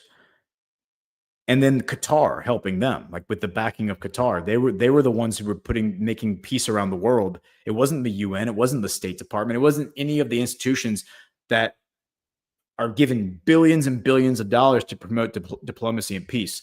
But the last thing I wanted to share. But to get there, we must reject the failed approaches of the past and work together to confront some of the greatest threats. Seeking a ceasefire in Gaza, have to get that done, have to get it done. Though they were alive, they want them every bit as much. This war would never, but they have to immediately, 25 million altogether over the 4 years of the incompetent Biden administration. Their suicidal energy from places that weren't loaded up with death. They said, nobody knows who they are. They said, where do you come? Let it happen. They're destroying. I believe we lost corrupt. That's what it represents. And it's not politically correct. I'll be very badly criticized for saying it, but I'm here to tell the truth. I don't care. It's expensive to operate. Let's listen to this for a second. This is when he talks about the climate change just all being a grift. And they have to be rebuilt all the time. And they start to rust and rot. Most expensive energy ever conceived. And it's actually energy. You're supposed to make money with energy, not lose money. You lose money, the governments have to subsidize. You can't put them out without massive subsidies. And most of them are built in China, and I give China a lot of credit. They build them, but they very few wind farms. So why is it that they build them and they send them all over the world, but they barely use them? You know what they use? Coal. They use gas. They use almost anything, but they don't like wind. But they sure as hell like selling the windmills. Europe, on the other hand, is a long way to go, with many countries being on the brink of destruction because of the green energy agenda. And I give a lot of credit to Germany. Germany was being led down a very sick path, both on immigration, by the way, and on energy. They were going green and they were going bankrupt. And the new leadership came in and they went back to where they were with fossil fuel and with nuclear, which is good. It's now safe. You can do it properly. But they went back to where they were and they opened up a lot of different plants, energy producing plants, and they're doing well. I give Germany a lot of credit for that. They've said this is a disaster, what's happening. They were going all green. All green is all bankrupt. That's what it represents. And it's not politically correct. I'll be very badly criticized for saying it, but I'm here to tell the truth. I don't care. It doesn't matter to me. I'm in New York City. I'm feeling a lot safer. Crime, we're getting crime down. And by the way, speaking of crime, Washington, D.C.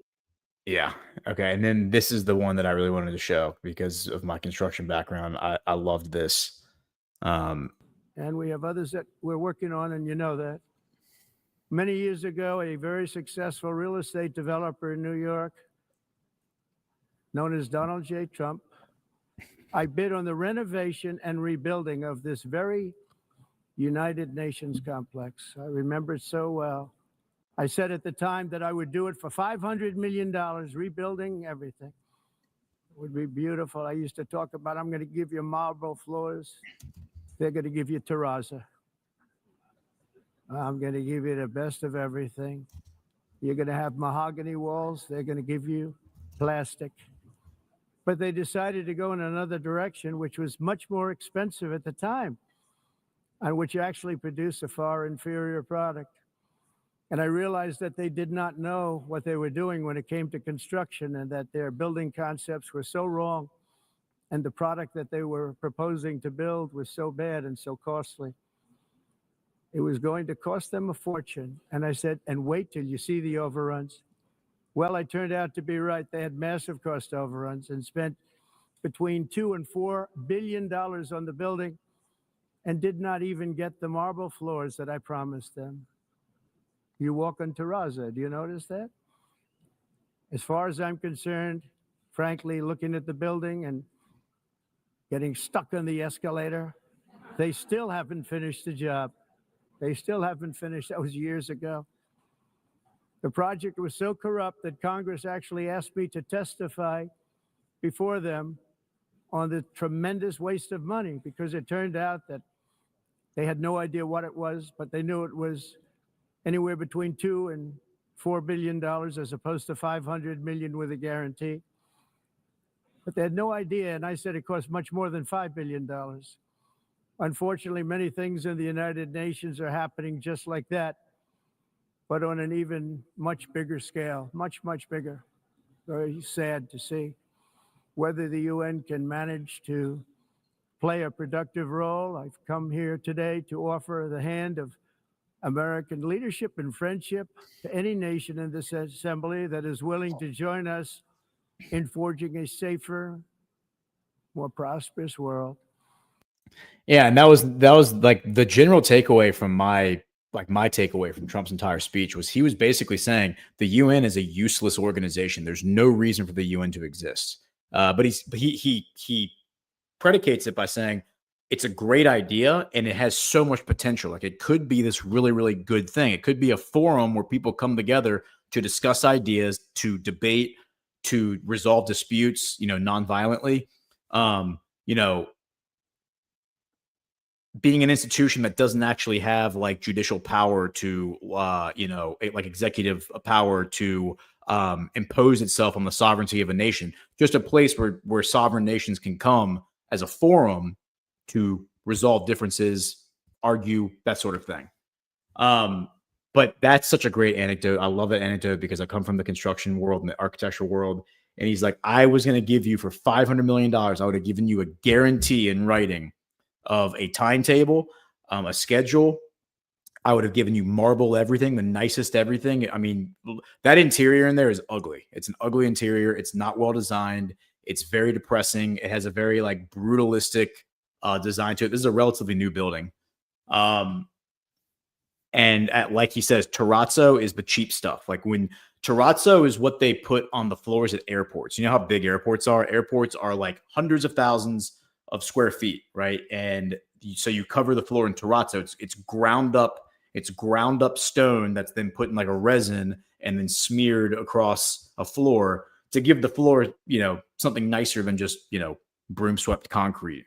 But it's a relatively very cheap building material. And so when he says you're walking on terrazzo, you're basically walking on like a manufactured, almost like a synthetic kind of stone. It's not synthetic, it's actual stone, but it's ground up stone that's then put in resin. It's just like the leftover sawdust basically from quarries when they're cutting out the big nice pieces of stone.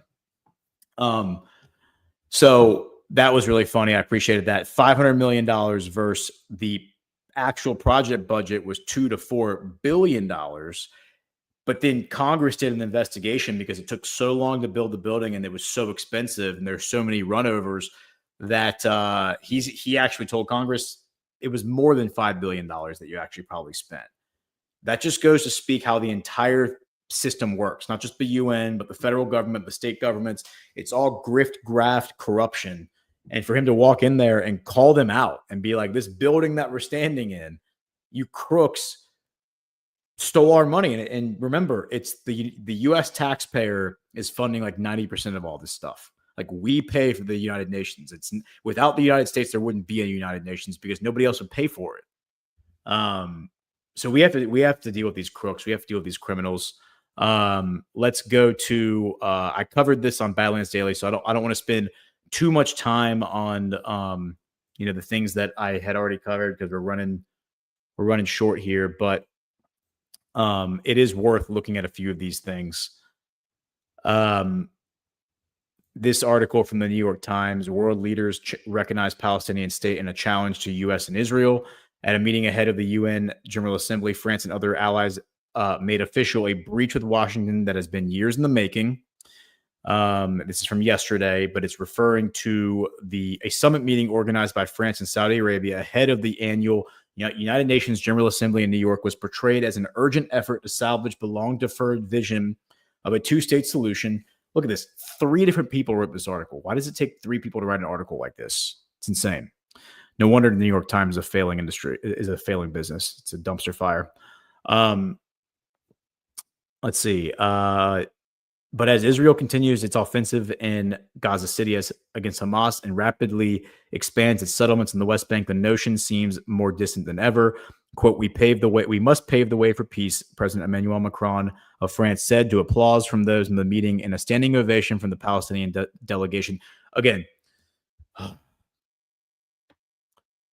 this is how stupid these people are. Look, guys, the Palestinian delegation was not allowed to come to New York. Their visas were all blocked, okay? It wasn't the Palestinian delegation, you simpering, mouth-breathing retards.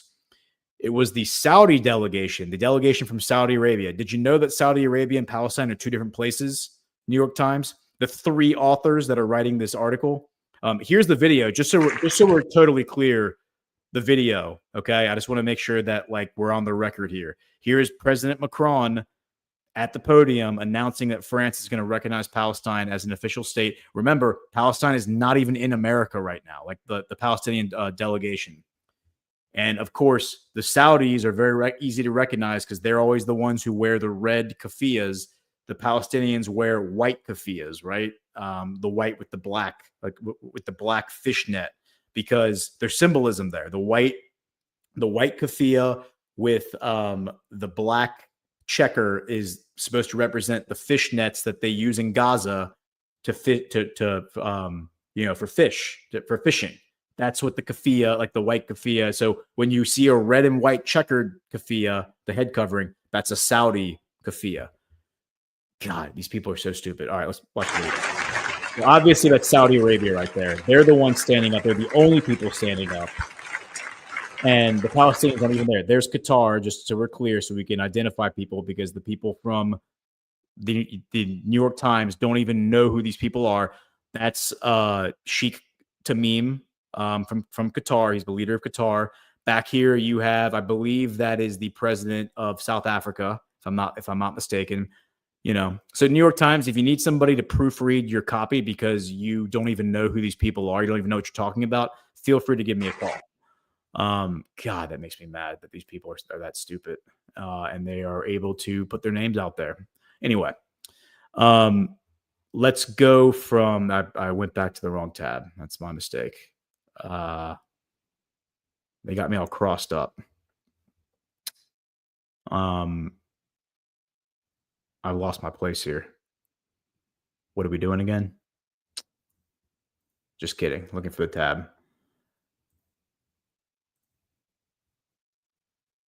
And it's right. Got too many tabs open.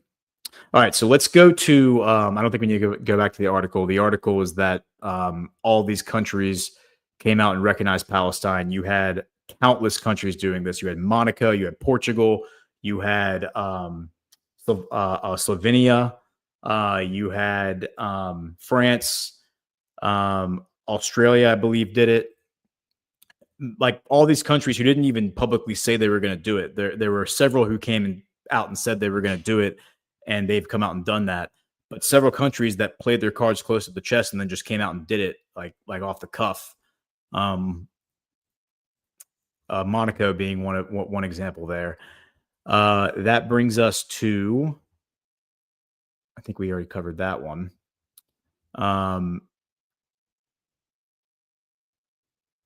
Yeah, so here's the article from Arab News. It says Trump in speech to UN says world body not even coming close to living up to its potential. This is when he just says that they're all just a bunch of useless morons, which is such a just accurate portrayal of what the UN is. And then I wanted to show this video. So here's the video of Erdogan in the middle of him speaking.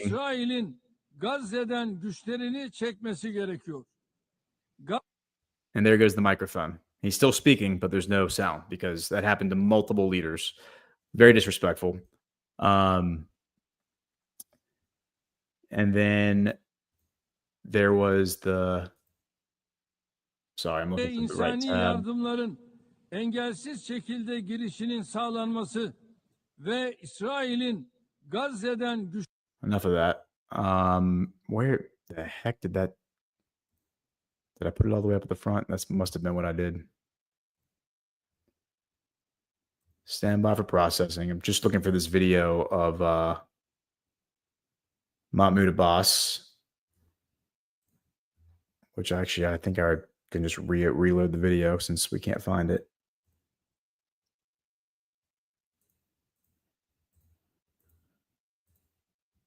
Yeah, here it is. So I lost it in the tab, so I'm just going to reopen it. Okay. Hamas will have no role in governing. Hamas and must surrender their weapons to the Palestinian Authority. What we want is one unified state without weapons. Yeah, and so just to reiterate, the reason that we're watching a video of Mahmoud Abbas saying this, you can see like there's clearly like a mural or whatever in the background that says the high level, it says it in Arabic and in English, the high level international conference for the peaceful settlement of the question of Palestine and the implementation of a two-state solution at summit level, New York, 22 September 2025. That was what like the official name of that meeting that we were just looking at within the General Assembly was. And the reason we're watching a video is because this guy wasn't allowed to come to America and be in the room when all this was happening, because our State Department is full of a bunch of simpering Zionists who, worship death. So the New York Times obviously is too stupid to understand that. And you heard Mahmoud Abbas say there that what his terms are. His terms are Hamas will have no role in governing any part of Gaza. They will surrender to the Palestinian Authority, turn over all their weapons, and release all the hostages. And of course, yesterday we had a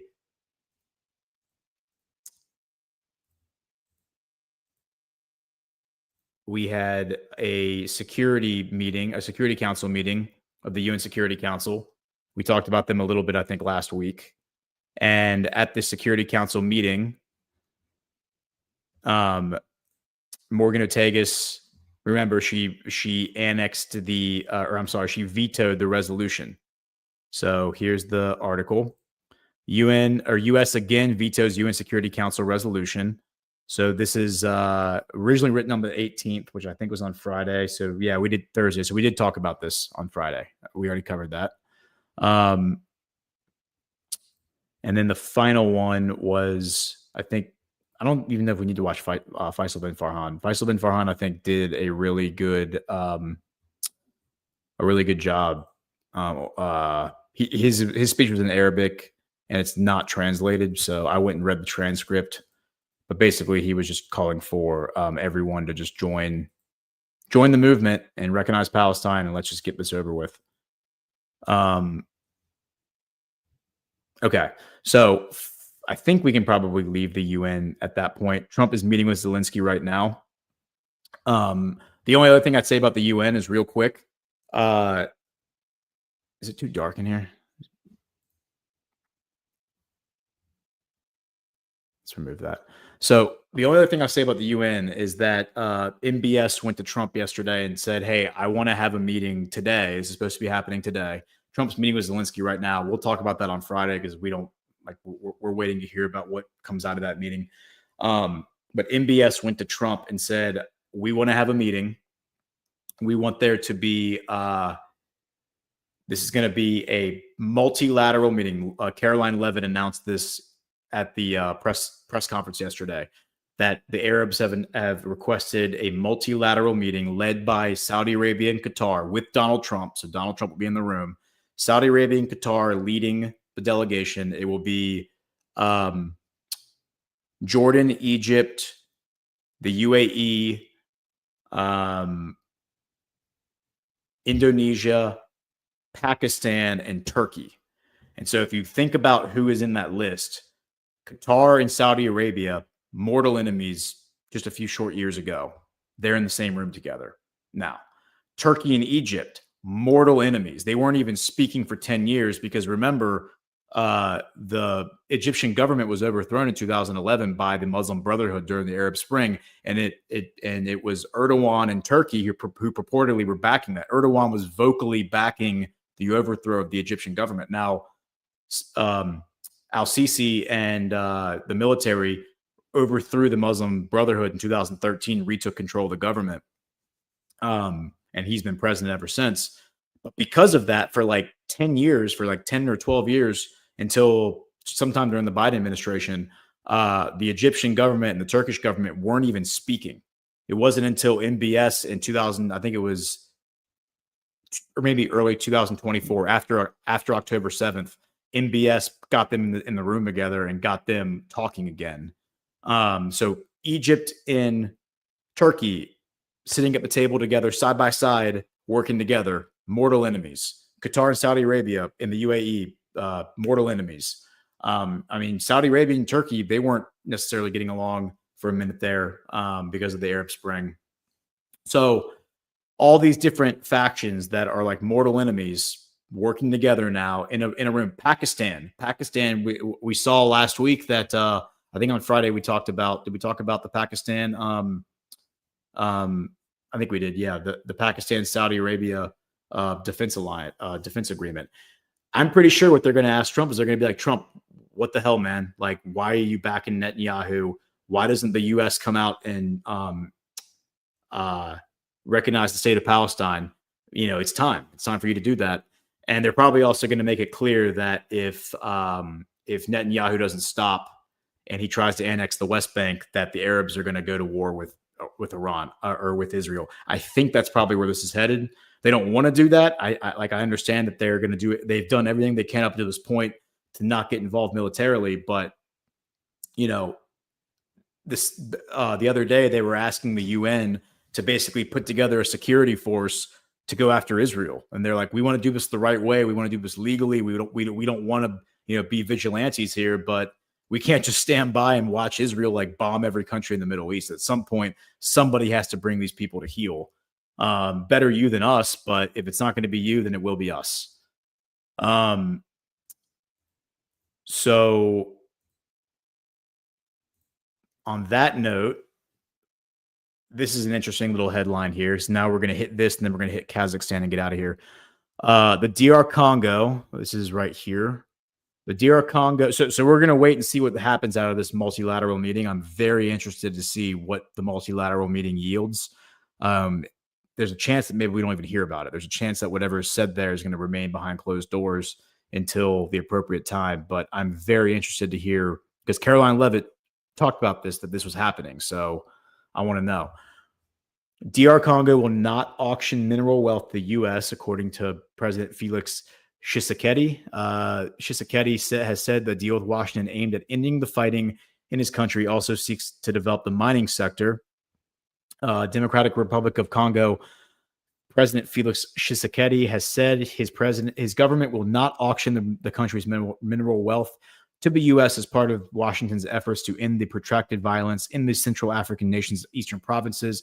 Reuters reported on Monday Tshisekedi reportedly made the remarks while addressing reporters in New York.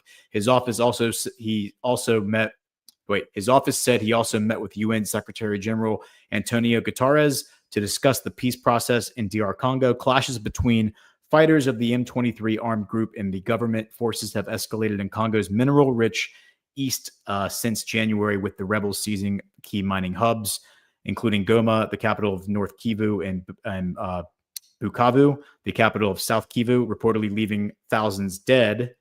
It says in June, DR Congo signed an agreement with Rwanda, which the DR Congo accuses of arming the rebels, a charge that Rwanda denies.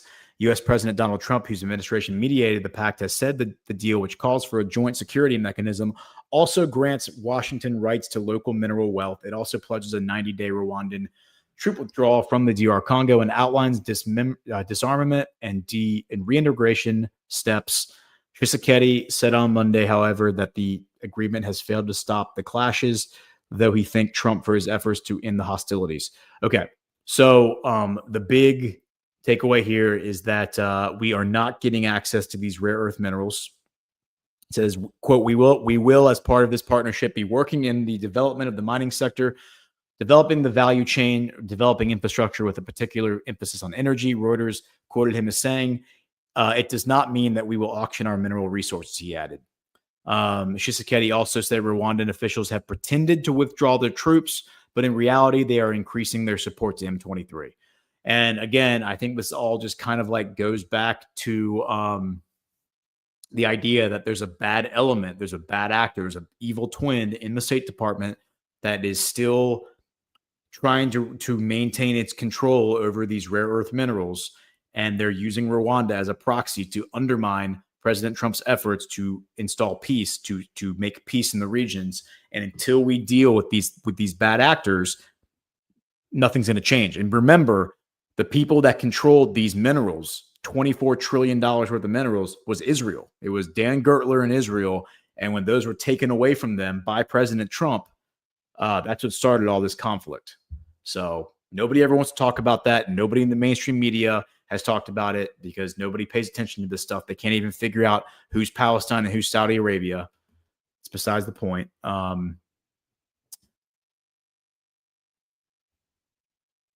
Wait, what? NYC police force forced Macron to call Trump. What is this? The French president and his entourage were stopped to make way for his U.S. counterpart's convoy.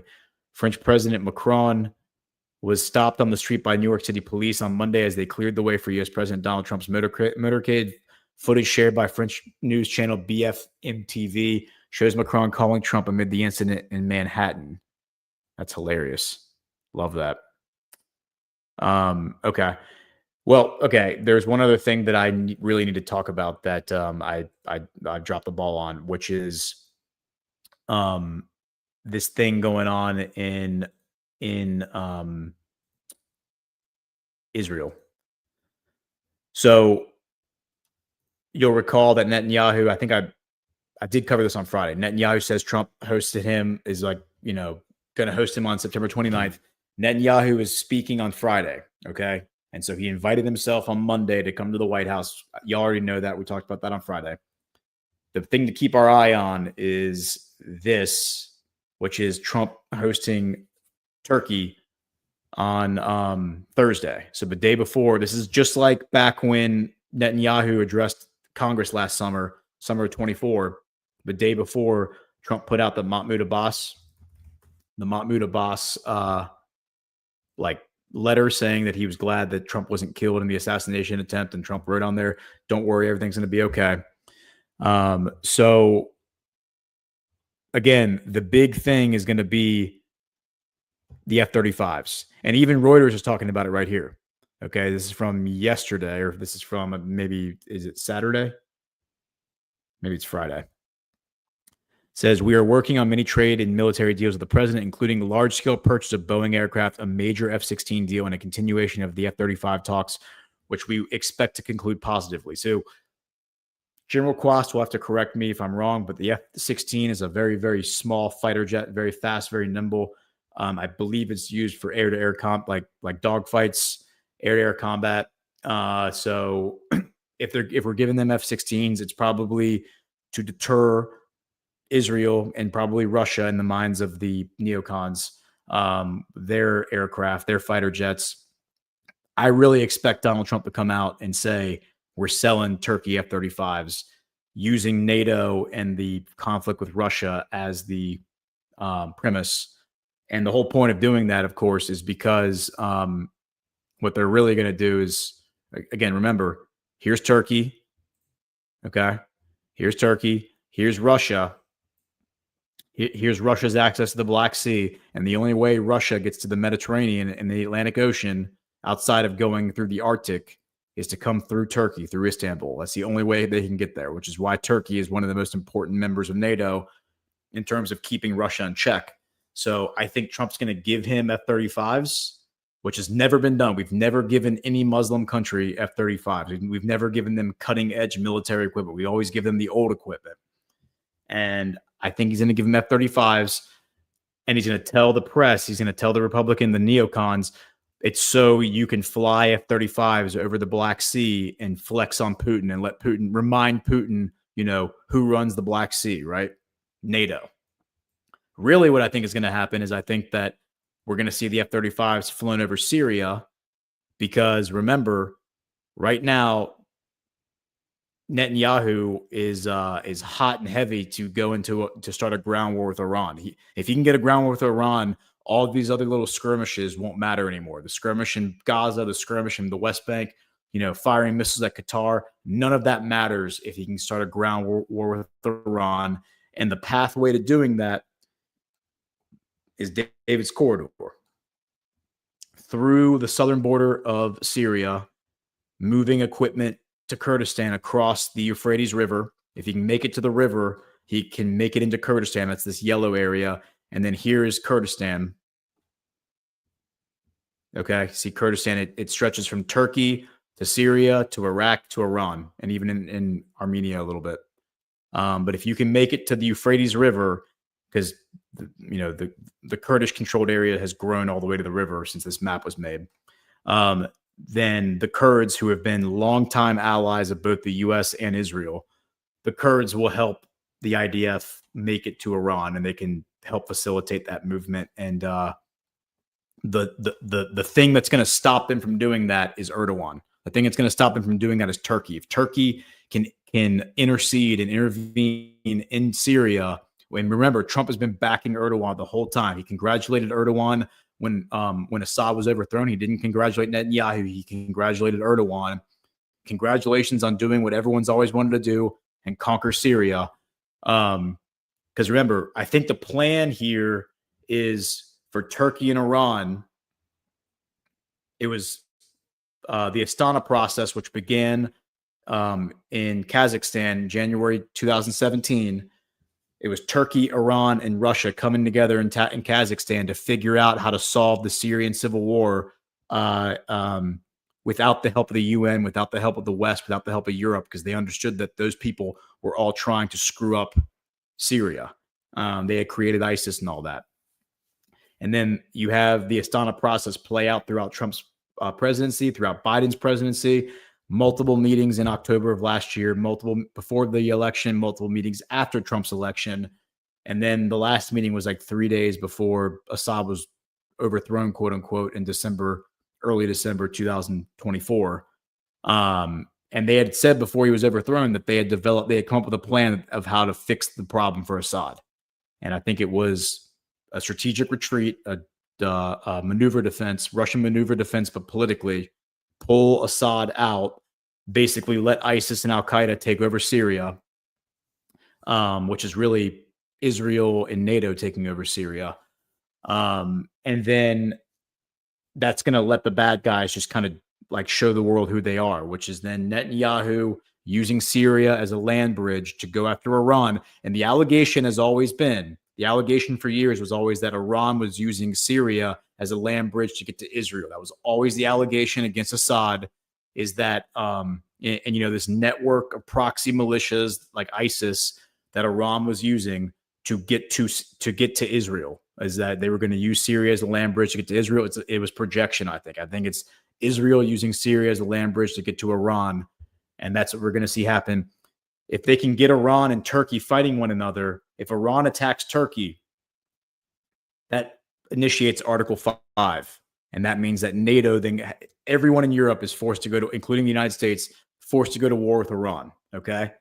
However, if Israel attacks Turkey and Syria, now if Turkey attacks Israel, Article 5 doesn't get initiated. But if Israel attacks Turkey, that's Article 5, and that means all of Europe and the United States and Canada and Australia. I think Australia is Australia part of NATO. I don't think they are, but Canada and the U.S. At war with Israel. That would be major, major, major. All right, we didn't have a chance to talk about this. This was the big thing that I really wanted to get to, and that's fine. This is really just more of a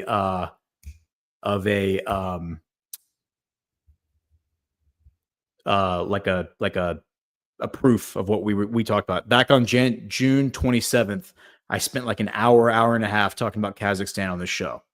And there's a video that I posted that it's in today's Badlands news brief. If you go look at the news brief, which is right here, you can see, you may remember me looking at this map.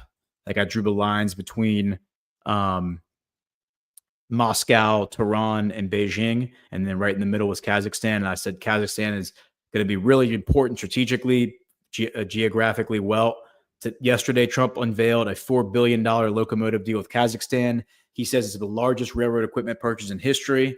We mentioned it a little bit on Daily this morning. And this also comes on the heels of Putin last week signing off on Europe's largest ever high-speed rail project. Okay. And the largest ever high-speed rail project is 2,800 miles of high-speed rail, and the trains travel 250 miles an hour. And I think potentially we're going to see like a railroad that goes from Alaska to Russia to Kazakhstan, to the Middle East to Africa. And you could ride a train all the way from Florida or DC all the way to Africa. That's the golden age. Like you're talking about the golden age at that point. So exciting stuff. But, and then there's this article that I shared during that video clip, that 13-minute clip that's in the Badlands news brief from that show. And that is from Le Monde. I think I'm saying that right. Le Monde or Le Monde, which is the French outlet. And the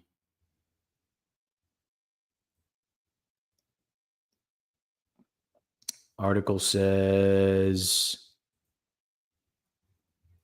well, man, sorry, I'm trying to pull this thing.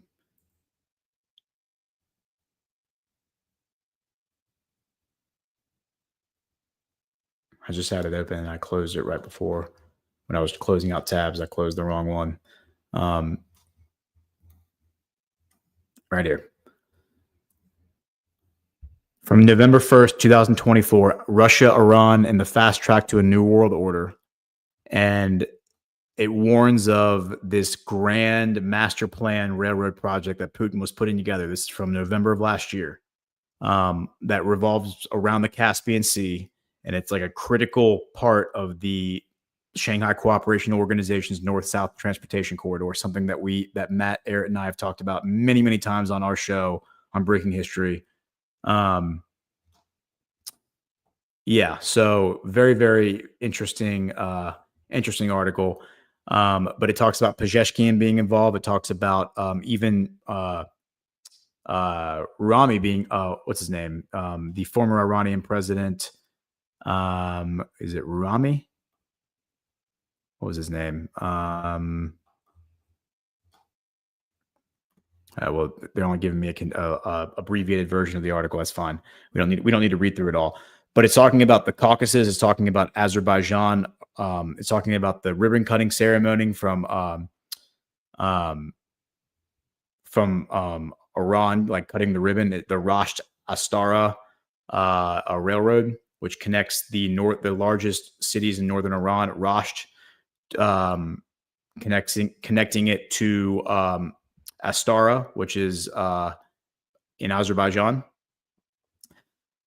And that's a major development. So you talk about like they're saying just that one little development, that connection between Azerbaijan and Iran is enough to potentially upend like the Western hegemony's control over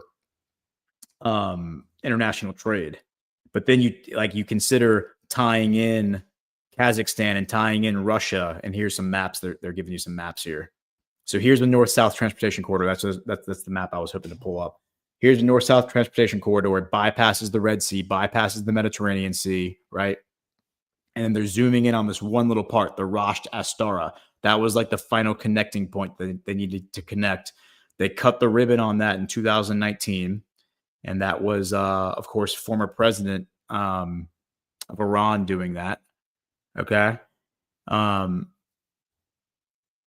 Yeah. And so now you could potentially look at, because the Caspian Sea, look at what's on the opposite side of the Caspian Sea.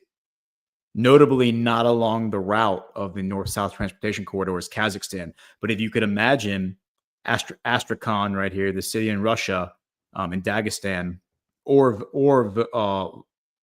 Volgograd,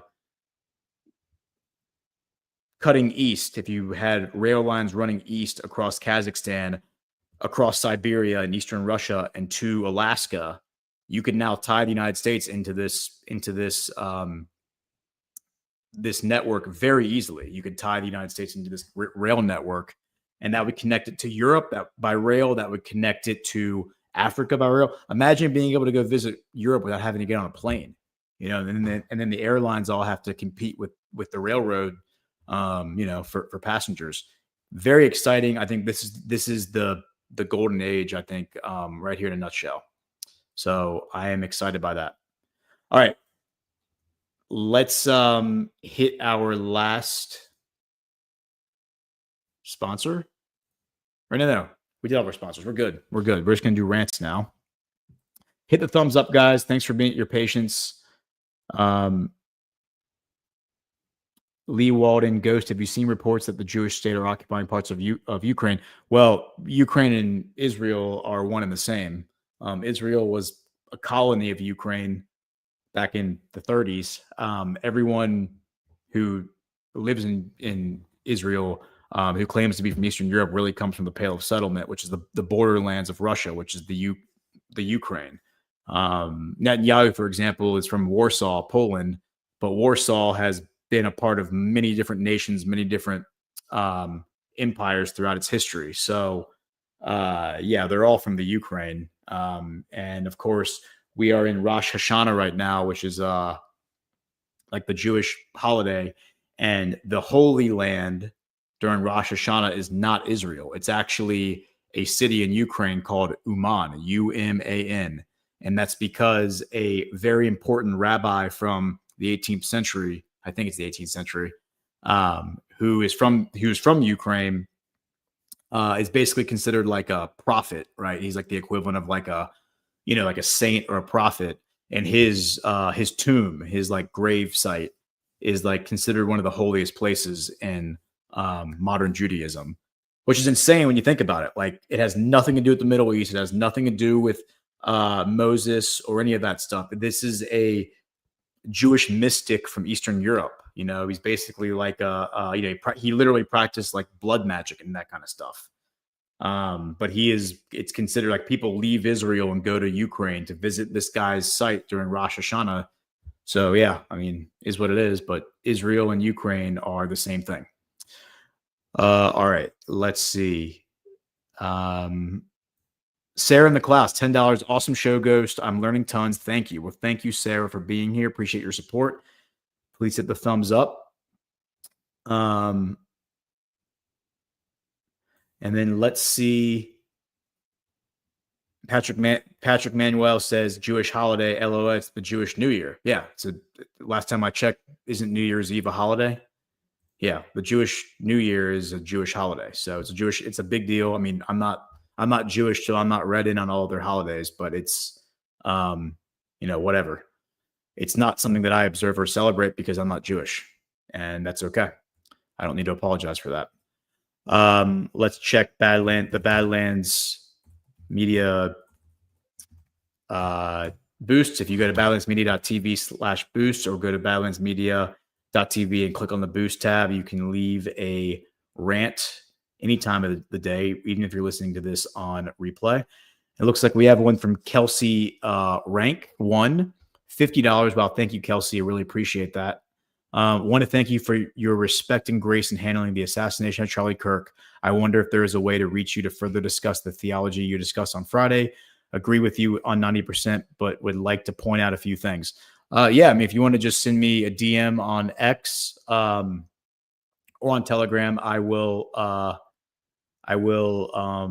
reply back. And yeah, I mean, you can go listen to my my thoughts on Friday. I think Tuesday and Friday, I talked about Charlie Kirk. It's pretty despicable what we're watching happening right now with people basically fighting over his corpse to determine, what was his actual political position on issues. Like, that even matters right now. I think the thing that Charlie should be remembered for is his faith in God and his promotion of Jesus and the revival that we're seeing in the country among young people, moving towards God and moving towards Jesus. That should be what he's remembered for, not his position on Israel. Whether he was supporting Israel or turning against Israel at the end of his life. I think that's important in the context of a potential criminal investigation into his assassination, of course. But in terms of like the political discourse, I just think that it's really despicable what people are doing right now with that on both sides, frankly. So anyway. But anyway, I appreciate you, Kelsey. And yes, feel free to reach out to me and I'll be happy to discuss that with you. Ash and I are going to do a show on like a theological show. And potentially we're going to start doing like a Badlands story hour for The Chosen. Like we talked about doing that. So anyway, hit the thumbs up. Appreciate y'all being here. And we will see you on Friday.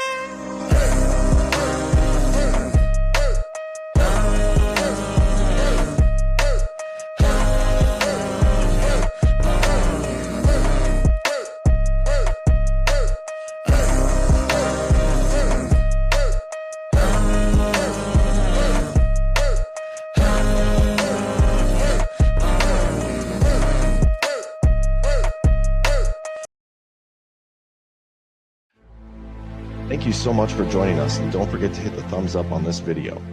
And a special thank you to all of our advertising partners. Please remember to shift your dollars to support those businesses that support Badlands Media.